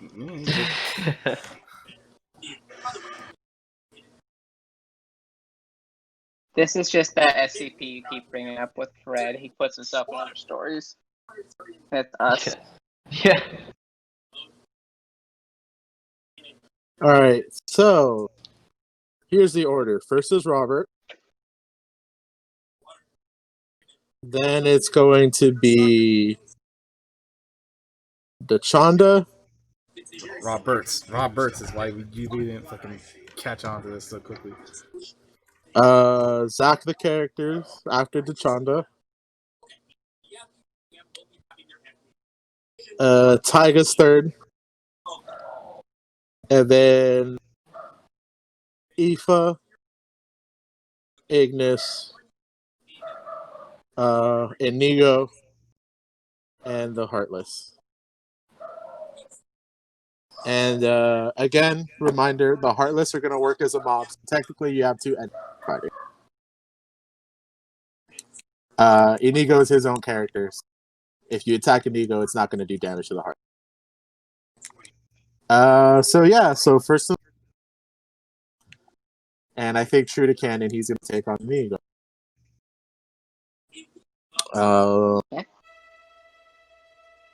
That dude is a flashy dude.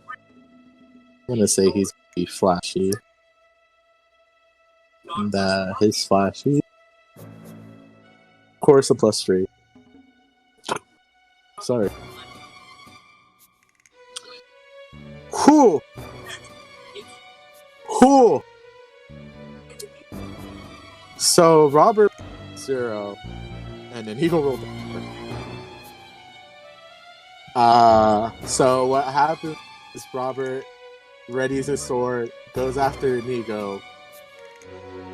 And Inigo kind of like pirouettes his sword Robert's sword goes flying away, and then Inigo kicks Robert, and he hits the wall, and he kind of smashes his head against the wall, kind of hard.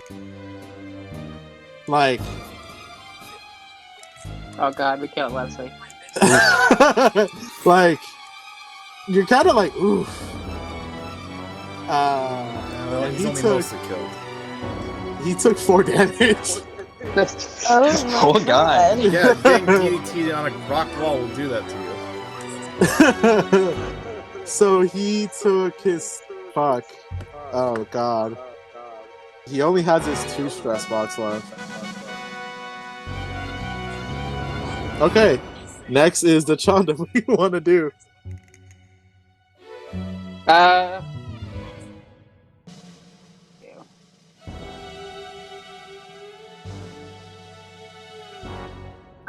I feel like like seeing the honorable side of Inigo and Robert here when they go after it's like hey, we're gonna do our split one-on-one. Like, okay, I'm gonna follow suit. And I'm going to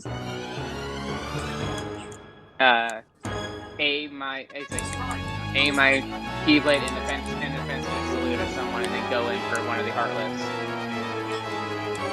Okay. And I'm going to do it flashy on theme. Okay. This fight in the real movie. That's +3, +2. Altogether. My Heartless got a -4. Okay, so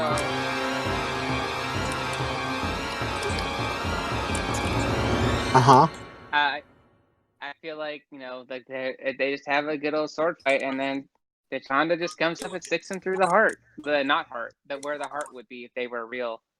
Chest? Question mark? Yeah, chest. If they were like people. Okay. Oh, This little swashbuckling Heartless, like, oh hell yeah, some bad, like it can't talk. That's what it seems to be thinking. Literally like 3 seconds of sword clashing later, he is on the floor, clutching his chest like, oh boy. He is not doing well at all.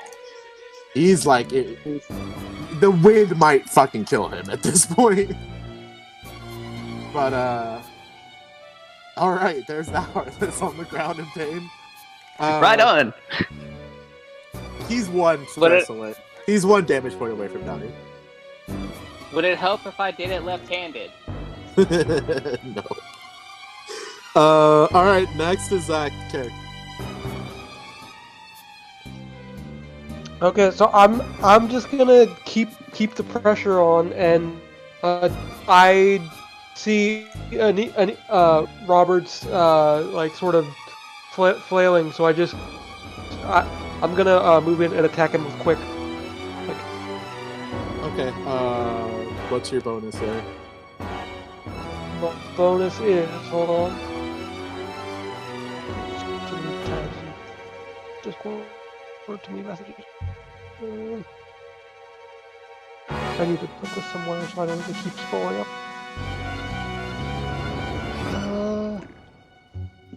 So that's a +1. So +1. Oh, I rolled a -1. So I have a -1 rather because I rolled a -2. Okay. He has a +1.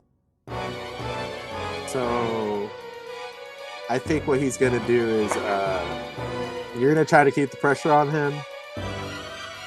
And he's gonna go ahead and, because he's a flashy son of a bitch, he's gonna parry you.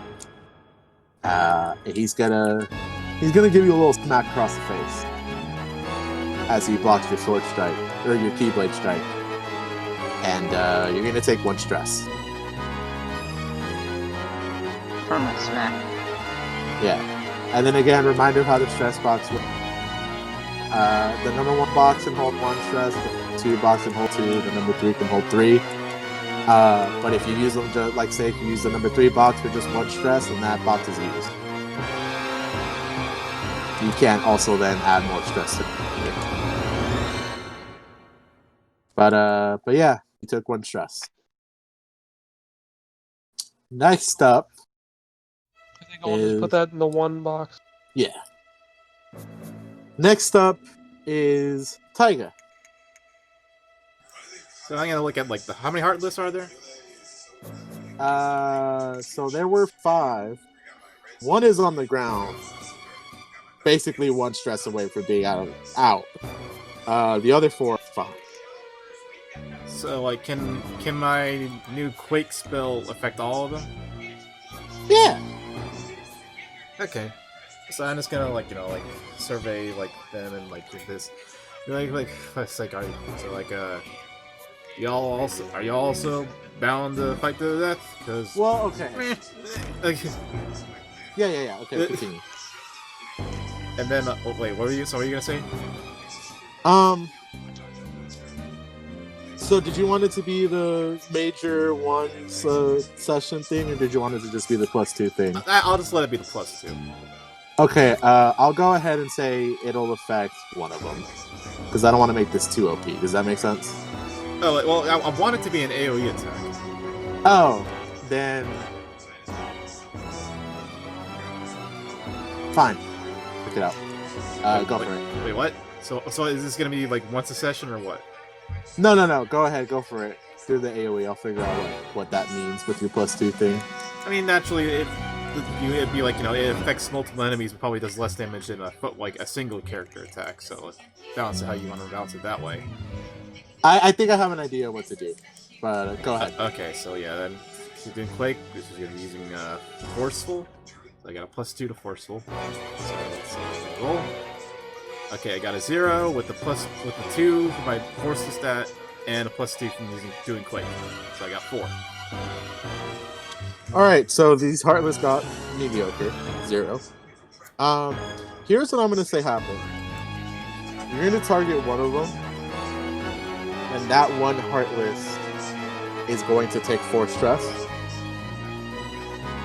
Right? Okay. So, Can I describe what happens? Like, what's the result? Go ahead. So here's what's going to happen. So that one Heartless is going to take the 4 stress. The rest are going to add a new aspect where they're unbalanced. And that is going to give everyone advantage when they attack. Okay, I'm fine with that. That sounds neat. Yeah? Yeah. Does that sound cool? Okay. So like, is the one that takes 4 stress, is that enough to kill, or like, only kill like the one that's... What about the one that's like kind of hurt? I'll give you the one that's kind of hurt. He's gone. Okay, so yeah, I did say the wind would fucking kill him at this point. yeah, He's it's gone.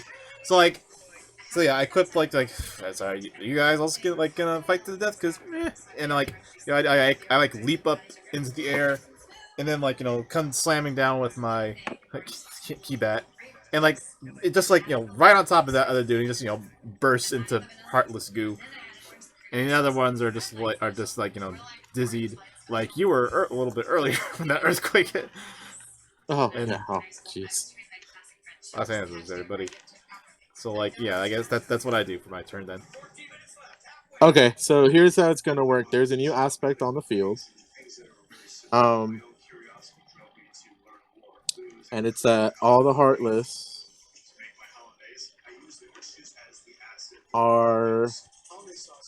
they're unbalanced. So you're all gonna add a +1 to your attack rolls because they they don't have their equal footing right now. And that is going to last 1 full rotation. So when it comes back to Taiga, it ends. And that aspect's gone. Cool? Yeah. Okay. Cool. So after Taiga is Aoife. So like, just to like clarify, like this will do damage to like one enemy, and then give everyone else the unbalanced aspect. Yes. Okay. I'll clarify because you only clarified the Heartless. Yeah. I'll go ahead and clarify that. Inigo's fine. Okay, fine. Okay, so like, He's just like, oh, rumbling in my tumbly. and like the Heartless are a mob, so like if this would be like, the rules that if you do it on a mob. Yeah. Okay. So yeah, next is Aoife. Okay, I feel like I would want to try to heal Robert, but we haven't figured out any healing stuff yet. Okay. Can I create some type of healing stunt that I can use or something? I'm gonna go ahead and assume because you are a medical bot, Mm-hmm. you've got healing items, which means you got a Yeah. potion. Okay, cool. That's. I'll work with a potion. So if you want to use your action to give Robert a potion, that's fine. Yeah, I'll do that. Okay. Let's decide for future reference now that a potion removes 2 stress. That's a fair number. So add that to my notes. Stress. And now Robert's down to 2 stress. And he's like, thank you. I feel a lot better now. There's no longer 8 of you. And yeah. Next up is Ignis. Hey, all right. I was hoping to, since we're all kind of sorting out stunts, could I use quick recipe? And since it's my first time using it, like maybe it works best as a buff, maybe +1 or +2 to somebody else for their attacks. Is that reasonable? Yeah. Cool. I might do it on Dachan. Okay. Yeah, so I'm gonna whip a little table out of my pocket and make some bruschetta. Pass one to Dachan. Okay. Dachan, you are going to have. What did you want the buff to be? Because you decide what the buffs are, right? With quick recipe. Okay. Well, this is just a general moral boost, so just +1 maybe, just as a feeler. Okay. Yeah, Cool. Dachan, you have a +1 to your next action. So okay, that's your move. It's Inigo's turn, and Inigo's a little bit like, yo, did you just pull out a table and cook a whole ass meal in like 2 I seconds? absolutely did. Yo, that's fucking wild. Should have been on our side. Yeah, you know what? Yeah. Good cooking here. Well, I did get paid to do the job already, so. You seem like a cool dude. I hate the Ponya. It's terrible, Yeah. terrible thing to this movie. It's the way it goes sometimes. Mm. And he's gonna Just ready up. That's how it is on this bitch of an earth. That's how it is on this bitch of an earth, and he's gonna go ahead and square up, and he's gonna attack you, Taiga. Sure. He's not gonna attack Robert. It's still kind of on the floor. He's still recovering a little bit. And he is going to. He's gonna go for quick. Gonna be. Oh boy, he rolled a quick. He rolled a bonus. A 0. Oh no.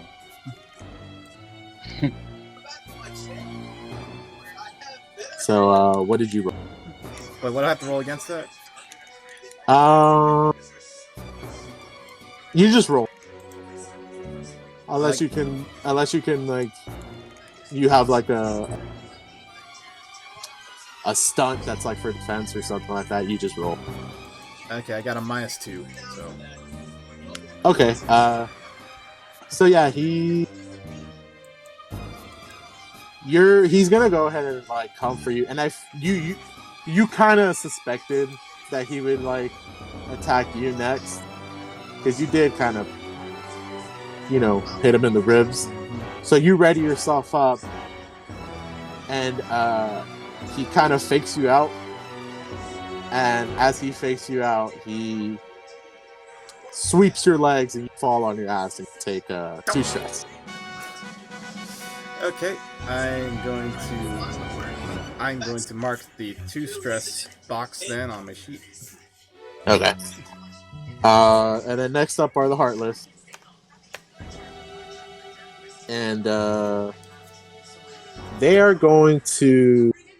I'm gonna. There's. Right.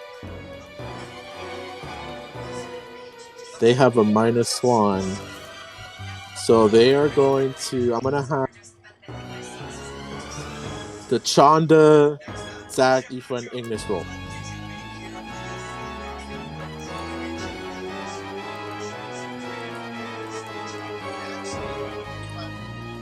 I got a +1. Okay, you're fine. -1. Alright. You took 1 stress. Zach, the character.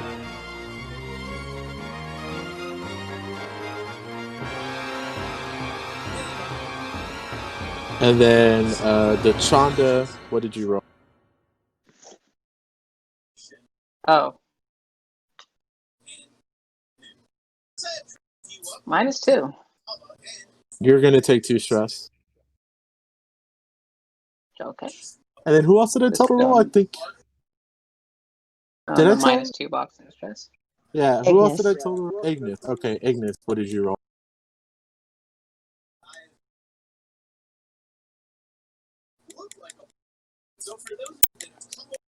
Ignis. Iggy. Leo. Sorry, I've been muted this whole time. I was going, why are you guys ignoring me? I got a +2. I've been sitting here going, man, I've been getting the best rolls. I'm going, why is nobody congratulating me on my +2? Alright, so I think Sorry.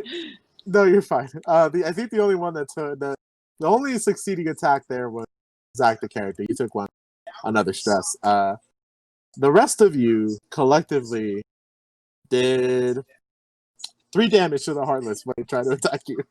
I got a -2, my dude. Oh, so you also take 2 stress. Yeah, I did. You told me that. I did that thing. Okay, sorry about that. Alright, that's the Heartless turn. And then to explain there were 4 of them, so I decided that they would each attack someone else. Cool. Makes sense. I will not have say they all decide to attack one of you. I'm not going to make you roll times because they're a Yeah. but it'll just be like the 4 of them attack you at once. But yeah. So up at the top is Robert. And he's going to get up and he's going to give Aoife a thumbs up. Like, hey, thanks again. And he is going to go towards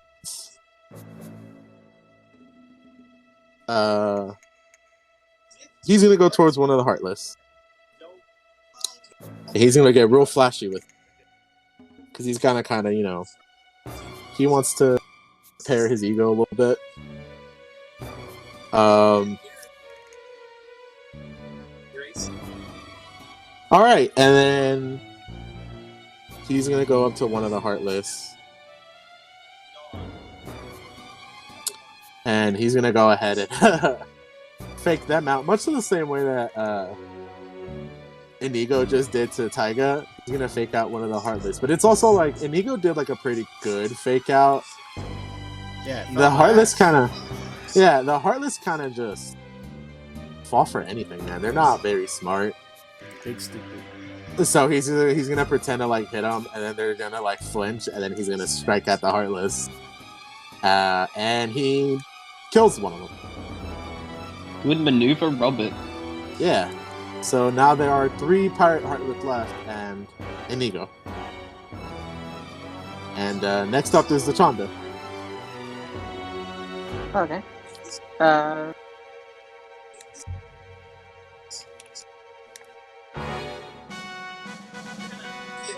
I gotta invoke my mask stun.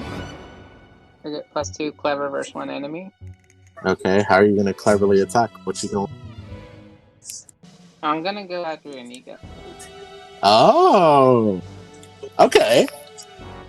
So I see like he's got all these like crazy sword skills and whatever. It's just like, okay, well, come at me then. So the way we figured out these work is that the stuns stack with your approaches. Uh-huh. So think Nico's gonna take some damage no matter what I roll. All right, what do you? And you have Bruschetta on your side. Oh, so that cancels. So I just got 5 altogether. Oh boy. Okay. Take it away. So yeah, I rolled a -1. Bruschetta cancels that out. I got +3 from my clever and +2 from my mask. So you got that's a 5. Yep. Oh. Let's see here. Ooh, Nico. Oh, buddy. What did he roll? Okay. Go ahead and describe to me how this goes, Devin.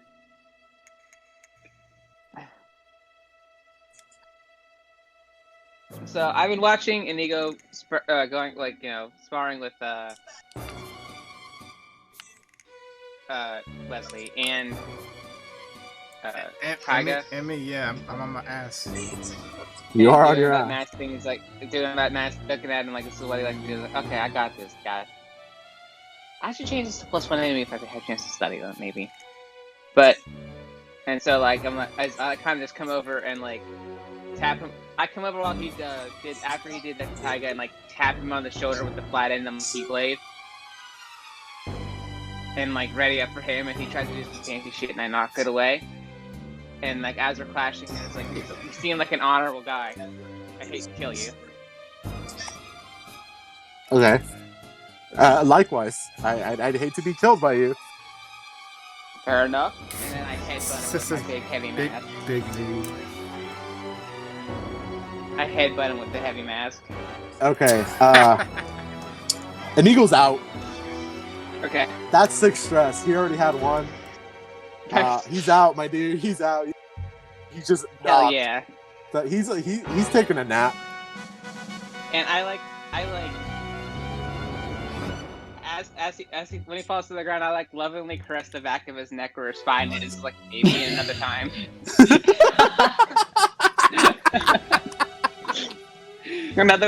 another time, I would be happy to rip this out of you. Yeah, and he Not, was out not cold. today, friend. He's taking a nap. He went night. So all right. He was out. Again, Fred, like you do that, and Fred Savage is like, Jesus Christ, Grandpa! I thought this was a children's story. And now that like thinking like there's no more like humans, like there's no more humans that could hear me do what I do with the Predator, like like in celebration. And then I remember Robert was there, and he's like something in my throat. Yeah. Alright, so next up is actor character. Okay, so there's just the two heartless, right? There's 3 left. Okay, I'm going to like run at whoever went first in front of me. Okay. Because it ticked off that I got like, and then all this stuff happened. Okay. So, yeah, we're gonna roll and.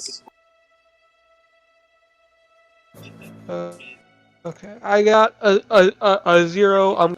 I was attacking quickly, so I have a +1. Okay. They got a -1, so go ahead and say what you do to them. So I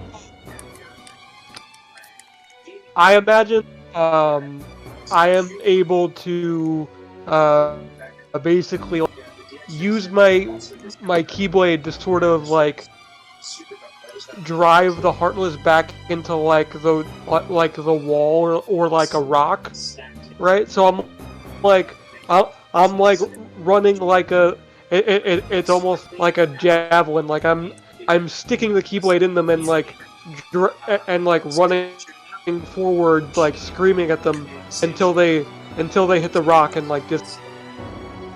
Okay. Yeah. They went ahead and to strike that. Alright. The remaining 3 Heartless are looking great. Like, they kind of saw... 3 Heartless? 3 Heartless. Did you just take... I thought, did you take out that last Did I say 2? Because Chris also thought I said 2. Did I say 2? Like, You corrected him and said there were 3 when he said 2. Okay, how many did Zach think that he took out? Or how many... Sorry, Zach, the player, how many did you think there were left? I thought there were 3 left, and then Chris had his turn and took out 1, so now there's 2 left. Okay. Is that Okay. right? Yeah, Sorry, Someone Yeah, no, watching you're this right, video you're right. can correct us. You're right. No. I think it's because I had it in my head that I had to correct it. Oh no, it's 3. I also did it again. No, you're right. There are 2 Heartless. They're just so fast we can't keep count. They are so fast we can't keep count. The remaining Super 2 fast. Heartless. They're. It's not that they're damaged. They're scared. Because Inigo was kind of their. I don't know. He was kind of their, like, they're looking to his lead, and he's out. So I'm gonna add another aspect for the remainder of this fight. These Heartless are scared as fuck of you guys right now. So they got unbalanced and scared as fuck as aspects. So they have that gives you guys a +1 to them. They are terrified of you now. And they are also unbalanced until they become... Didn't we have that last time too? So who's left? Like, is it just my turn and then the Heartless's turns, and then the round resets? No. So and once it's your turn again, your bonus is out. I mean, I say, what's the turn? What's next on the turn order? Right now, so the last person that went was Zach the character. Then it's Robert, the Heartless, and then you. Okay. Oh no, I'm sorry. No, it's your turn. Okay. So it's gone. It's gone. I was looking at a different thing. Okay. Who's after? Okay, so who's after me then? The Heartless. After you is Aoife. I think I am. Okay. Yeah. Okay, I see that that Tachan once again gets the impressive victory. I roll my eyes. It's like, well, I guess we'll just clean up then. And I'll turn my attention to like a Heartless, and okay, so we'll I'm assuming after this fight, we're gonna wrap up soon. So I have my idea for my once a session move. Okay. So I do want it to be an unblockable attack. Okay. So that means that's an attack that it hits automatically. I don't have to roll damage or anything, or what? You're gonna roll damage. They don't get to roll defense. Okay. So whatever you roll is what they're gonna get. So with all this shit happening, this is probably gonna succeed. But I'll just say I'm gonna roll anyway. Do I have to declare this is that this stunt has this doesn't add a +2 or anything, right? So it's just it's just using my raw approach, but it's unblockable. Yeah. Okay. So if you're gonna get the +1 because they're afraid of you. Okay. And that'll just apply to whatever damage roll you have. So wait, no, but sorry, Ignis, your buff was only for Dechanda, right? Leo, are you there? His was, but didn't you say they were scared by Yeah. characters there? Yeah, they are. So you just have that plus. Okay, so I'm assuming this is fine as still being flashy because I like using flashy because it's my highest stat. But like I want to describe like how this happens when it happens, but basically, if you want to like know like how like this like stunt works, I'm gonna call it home run, Okay. and it's just like I just do like a fucking home run swing at whatever I'm attacking, and it's just like putting all like my muscle and everything into it. And the thing that like I'm making like how this has to work is that in order to do it, both my feet have to be on the ground, so it has to actually be like a home run swing. So like I can't do it like while I'm jumping or like while I have like only a 1 foot balanced or whatever. Okay. So like that's like how it's like this is this really big powerful swing. So like does that still work as flashy? Because like I can also like showboat a bit and do like my equivalent like pointing at the stands for this. Call your shots. Yeah, if you're gonna justify it that way, I'll let you do that. Yeah, I'll let you add the flashing prior to it. Yeah, and plus like the way this is gonna work if it works, which it probably will. It's gonna sound pretty flashy. So okay, I'll just roll then. Okay, I got a -1, so with my flashy, that's a 2, and with the other thing you said, that's a 3, right? Okay. So. Yeah, so you're gonna cause 3 stress to these guys. Okay, so can I describe how that works, or what? Go for it. Okay, so like, I see like there's this one Heartless like with his sword or whatever like trembling at my presence, and I'm just like Principal Skinner looking down at it. Pathetic.jpg. Okay. And I'm gonna just wait until like it tries to do something, and then like eventually it'll try and charge at me. I just sidestep like its sword swipe, and then it'll get its sword stuck in a rock wall, and it's so while its sword is stuck in the wall and it's trying to pull it out, I just get into my proper swinging stance and just swing the back of its foot. This is a fucking Yakuza special heat move, if anything. I just swing swing at the back of its head, crushing its head in between the bat and the wall. It's fucking visceral as fuck.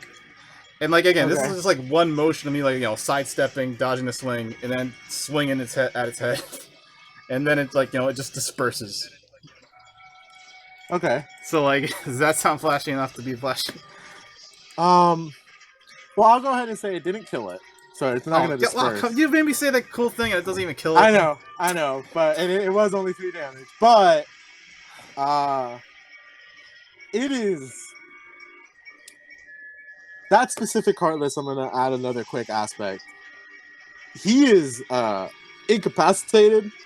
He is stuck in this wall. He clipped into the wall. He clipped into the wall because you hit him so hard. So he's a little incapacitated. He's a little stuck. He's a little helpless right now. I'm gonna give you a +2 for that. Anyone want to attack that specific Heartless? You're gonna get a +2 for that. Well, I'm next, so maybe I should just take the opportunity. Okay, I can guarantee you, there's not much left to kill this. Oh, yeah. I got a +3 on my roll. So. Anyone want to clean that up? And +2, +3. That's 6 altogether. See if that was a kill, I'd also had another thing where I was also mid chewing gum and blowing a bubble, and if it killed, then right when the Heartless pops, I would pop the bubble. But no, you had to tell me that didn't happen, so it's not that cool. You and your fucking rules. It's only 3 stress, my guy. Go ahead. I don't know how weak these things are. You said they were a mob. They were a mob. I'm just going to say, oh, nice and easy for me. Thanks, buddy. And run up and no problem. Hit the Heartless in the wall. Okay. And I rolled a +3, so I got a lot. Okay. So describe what happened.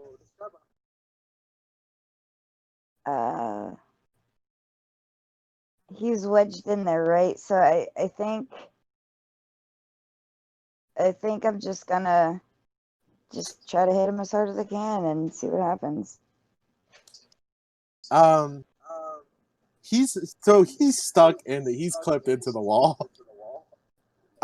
He's He's trying to pull his sword out, and as you hit him, he finally pulls the sword out, disperses because he's fucking dead.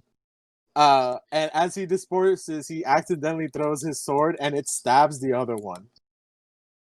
The only remaining Heartless left. So now you guys have one Heartless left with a sword in him. And he's not doing too hot. All his friends died before his eyes. He just got stabbed by his friend's blade. This is not going great for him. And Ignis, it's your turn. All right. Well, I might just go for careful, and I'm just gonna kind of go up. Nothing real special. It is just a mercy hit. Like, it's essentially just jabbing it with a stick, isn't it, to get rid of him? Yeah. Yeah.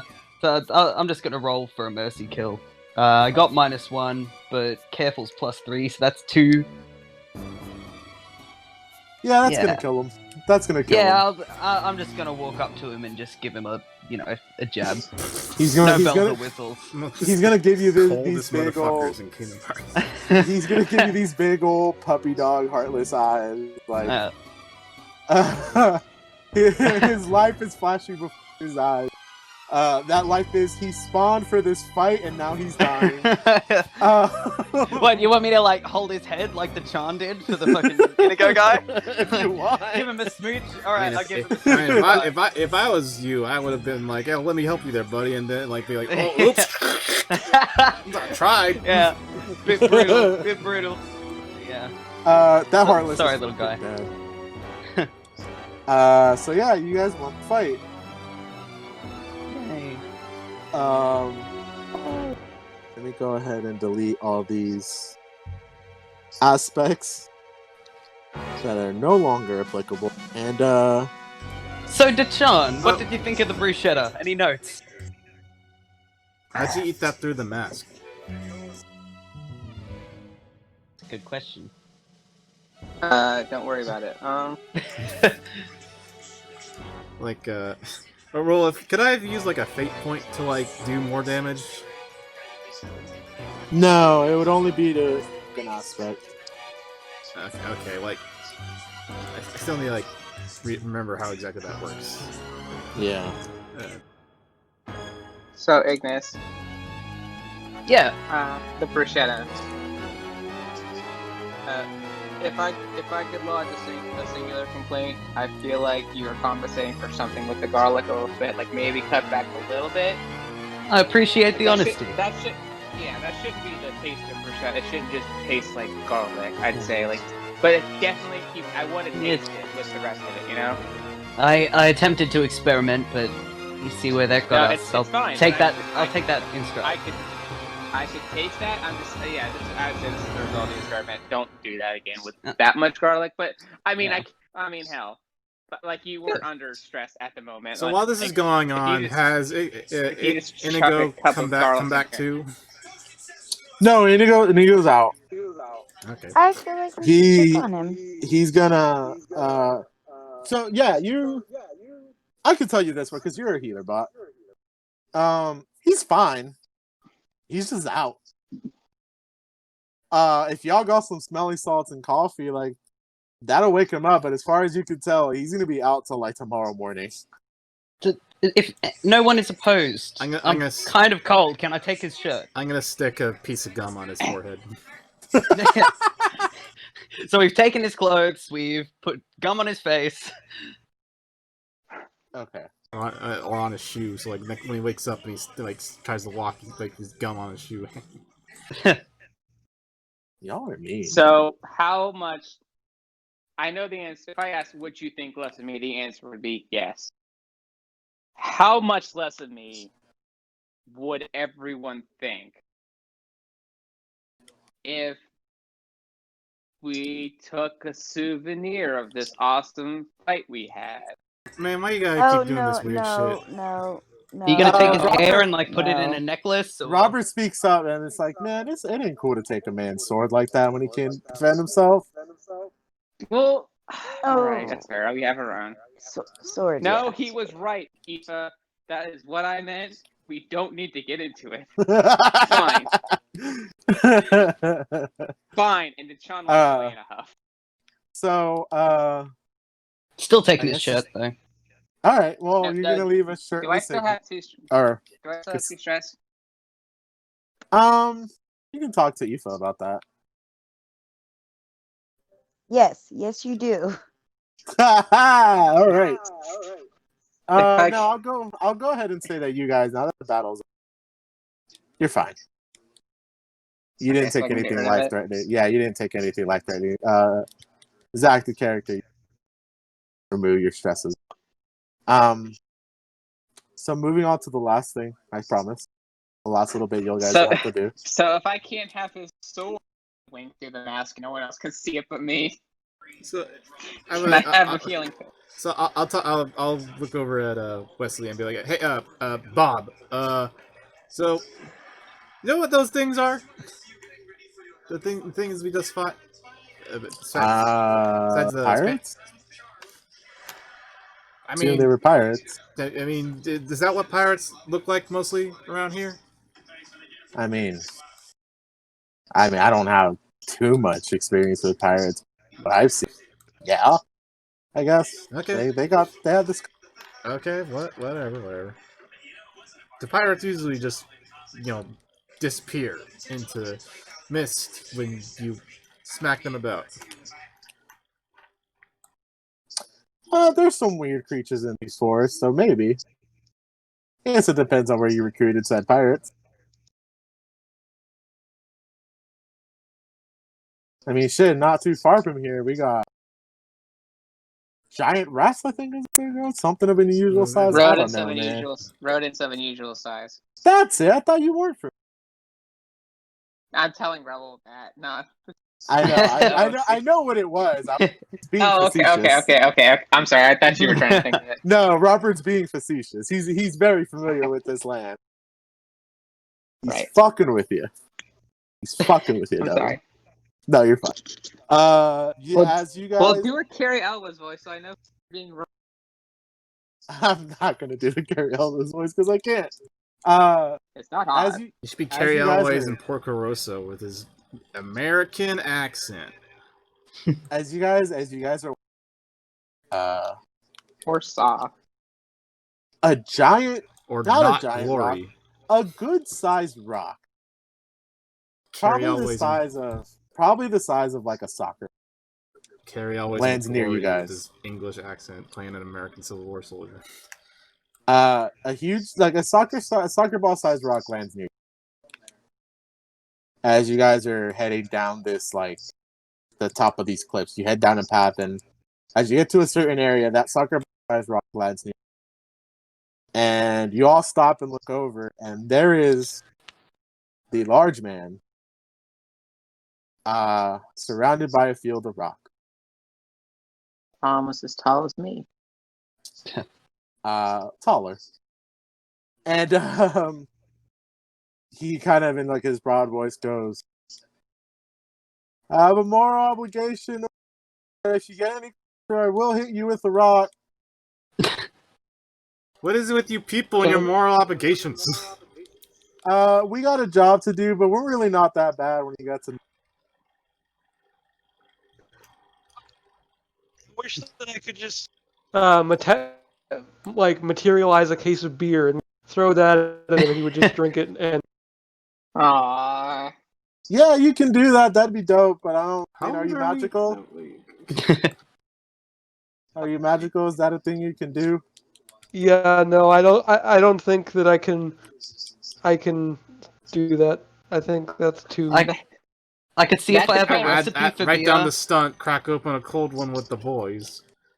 I answer the large man. I'm like, that depends. Do you burn witches in this land? Burn witches? And I don't know anything about witches. I mean, Oh, then yeah, we're hella magic, Get dude. stitches. I mean, I wouldn't personally, but I don't know, man. Personably? Yeah, I said what I said. Y'all keep using words, not the right kind of words. Do you not think you know what they mean? Behind him, you hear kind of a shriller voice go, "Don't talk to them. Oh, Kill them." this is the voice you're doing. He's like, "Don't talk to them. Kill them." Does And anyone he's else like, hear a toy dinosaur? and he goes, I don't want that, but Was that George get, Wallace? if you guys get any closer, I am gonna have to throw these here rocks at you, according to my boss." Yo, why? I just fucking realized Wallace Shawn was in 2 movies with a guy named Andre. That's a wild fact. Back to the rock throwing business. That'd be a whole different movie if it was Andre the Giant instead of Andre the Dinner. Look, we can all just walk away, go about our merry way. I'm assuming you've already killed my friend Inigo Montoya. No, we tried to. Honest. No, he's dead. He's dead. He's dead. We killed him. He's Oh. dead. We You should be killed a scared. whole bunch of your other friends. I've got his shirt. Yeah, those other guys were, I don't know, they were new hires. That sucks though. I really did like Inigo. That sucks. and then the short voice is Accept like, our condolences. the Hey, short voice is Hey, like, where's the girl? Wasn't there a girl with you? you hear him from behind the head. Yeah, that one. Yeah. Do you got her? Right now, we don't know what you're. Well, and then you hear some whispering, and then you kind of just hear like, they already know she's. You kind of defeats the purpose of whispering if you're doing it so loud. We have a girl. That's all. Can we have her? No. What are we doing? You're trying to kidnap what I write. Okay, Mr. Rockman. Can why are we you letting this please nice have lady her? be kidnapped? One at a time, please. Sorry. Why are you letting this nice lady be kidnapped? I got hired to do it. That's not cool, dude. Yeah, but like when you don't, like, harsh reality of this world, when you don't speak English too good, you don't got a lot of opportunities. Yeah, I personally know that. That's because Hey, you man. sleep in class. It's different. Hey man, I'm trying my best. Uh, I don't want to fight him. well, you don't got to. Austin. You could just, and then at this point, Robert, who literally none of you noticed, just fucking disappeared. Yeah, what do you think about this whole situation, Bob? And Bob? you turn around and he's not there. And he appears behind the dude with the rocks and starts choking him. Alright. That's one way to go about that. That's I what I was guess. about to say. and then Robert finishes choking this guy out, and he's out for the count. Well, I suppose that's settled then. Yeah, thanks for. Way to be a good distraction, guys. Yeah, thanks for that. By the way, Yeah. that was a good play on our part. Hey, look at that. That's Six exactly. six Just against as one. planned. Yeah, well, I mean, we don't want to hurt the guy. He seemed nice enough. Can Andre the Giant be like young boss at the end of this game? So all that's left is the little guy with the girl. I just shoot him. Yeah. You haven't used the plasma caster yet, so you can Love it. I just shoot Vizzini in the head with a plasma cannon. I'm like, okay, fuck this. We got something to do. Go ahead and roll for damage. Nah. We're not Why gonna not? do that. He dies So anyway. Here's what happened. He's gonna go. He has the girl, and he's got a knife to her neck, and he's like, "All right, here's how it's gonna go," and his head just fucking explodes. No, I feel like with the fucking anti-war kick Chan has been on with this session about not killing people and not ripping out their spines. He's just like, he comes across. You can kill people, just don't take their spines. Right. Well, I mean, what's the point? Like, he sees. I'm gonna assume he sees Vizzini and Buttercup, when he's got a knife to her neck, and I feel like he's gonna like try to outsmart him. And Deshaun just uses his plasma cannon and like on a low charge, like at their feet. Okay. You, And Joe Biden? can I roll flashy? Can I roll flashy for that? Not for the one per day Go ahead. to do damage. Go Okay. ahead. Alternatively, I feel like Wow. you should just fucking obliterate him with the plasma cannon, but then it just cuts to Grandpa No. being like, we don't need to go into detail about that. Let's just say they took care of things. And then his skull bits got all over Princess Buttercup. Like, Jesus Christ, Grandpa. The hell kind of story? I'm gonna go ahead. Okay, so I got a -1. I feel like this is a revised Altogether. translation. All right. Go ahead and describe what happened. Describe how the Zed fucking gets incapacitated. You're not gonna fight him. He has 2 Okay, stress. so- Let's go with that. Here's I feel like he he tries to hold the Buttercup hostage. Can I use their real names? We all know this is the Princess Bride now. Sure. I'm gonna keep calling him Bob. Okay. We come up on Vizzini trying to hold Princess Buttercup hostage, and I'm just like, okay, look. And then I shoot down there. It's like, now that we understand how this is gonna go, you can either walk away and we walk away with the princess, or neither of you can. And honestly, at this point, it can go either way. Okay. You want to try to outwit me here? So I have a knife to this girl's throat. I have a gun to your head. I put the little 3 dots on. I put the 3 dots over his eyes so he knows what's going on. I have a knife to this girl's throat. So why? Okay, let me ask you this, buddy. Yeah, why I are don't you think he kidnapping this cares. lady? Why are you kidnapping this girl, buddy? Is it for money? I feel like it's for money. Is it for money? If it's for money, we can not compensate you. So keep talking. No. I have a plan here. Is it for money, bald man? Sure. Okay. How are you going to get paid when you're dead? That's a good question. Don't tell me it's going to go to your kid's college fund. I don't believe that for a fucking second. He goes For multiple reasons. He stops for a second and goes, Calling you ugly. oh, that's rough. He stops for a second and goes, That's rough, buddy. I'm gonna get paid a little bit something like this, and I'm gonna say, Aoife, you've been the one that's kind of like in the back. You feel something stab into you. Not a knife or anything, but like a needle. Okay. Ignis, you feel the same.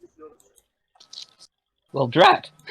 And Zach, the character, you feel the same. And this is as he, like, just as he says that. By the time that all of you in the front, I'm going to say it's Tyga, Dechanda, and Robert, notice that he's looking somewhere, he's saying that, and you turn around, the 3 of you also get these darts. And you all kind of fall to the ground as whatever poison's coursing through your veins now takes effect. And through your Super lucky that it works on me, I guess. Super lucky that it works on you, huh? As I'm falling the ground, Or you should have just killed or them. maybe it doesn't. Who knows? You see a company of men riding over on horses, and they all congregate around. They do that Lord of the Rings thing where they're like riding. Half of them are riding one way, the other half are riding the other, and it looks really cool. And then they stop, and one man in very luxurious looking armor steps forward and talks to the bald dude, and he's like, "Very well, Vizzini." And he hands him a little bag of gold. And Vizzini goes, "Just as we planned. and he hands over the girl, and the man in the armor kind of rips off the tape that they put over the girl's mouth because that's kind of. And he goes, "I sincerely hope they didn't hurt you, my dear princess." And that's the last that you guys hear as you black out. As I'm blacking out, I use the last breath just go, dick. As you're blacking out, you just hear someone go, "That's uncalled for." And that's it. Quickly wake up. Is it? Language, Fred Savage. And that's it. End of session. You guys are knocked out and currently captured. All right, cool. Welcome No, to like- Princess Bride. That's Fred fun. Savage's It's a grandpa. really like goofy game in the best way. I love it so much. This is actually like a perfect first world. Assholes wrecking I it, just- but we can't wreck I- this movie. This movie already wrecks itself. True. It's like if we want it, it'd be a little more perfect if we went to like Kung Pao or something. I told It's Devin Kung was Pao owned by literally 20th Century Fox. Devin was literally so like, I don't know, man. I chose like such a generic fantasy world and blah blah. And I was literally like, Kung no, Pao is owned by 20th shut Century up. Fox. This is great. And he didn't believe me. Yeah, I guess if you were just gonna follow the dialogue and characterization of the base, it's I mean, I thought about like, okay, what if I find the script to this movie so I can like speak in character? But then Zach said something the other day about how like he reminded me of like one of my biggest complaints about a lot of the worlds of Kingdom Hearts 3 is like you're just doing the movie, and it's just like nobody really acknowledges it, so don't appear there. So nah, let's not do the fucking Fox is the Princess Bride. Let's do my Princess Bride Hell yeah. with you guys. It's not that different. I was gonna say because Lord Humperdinck's plan was to kill Buttercup and the other nation to start a war. So it's weird that he tried to rescue her. Maybe Spoilers for the Princess Bride. it's different here. That's fine. Alright.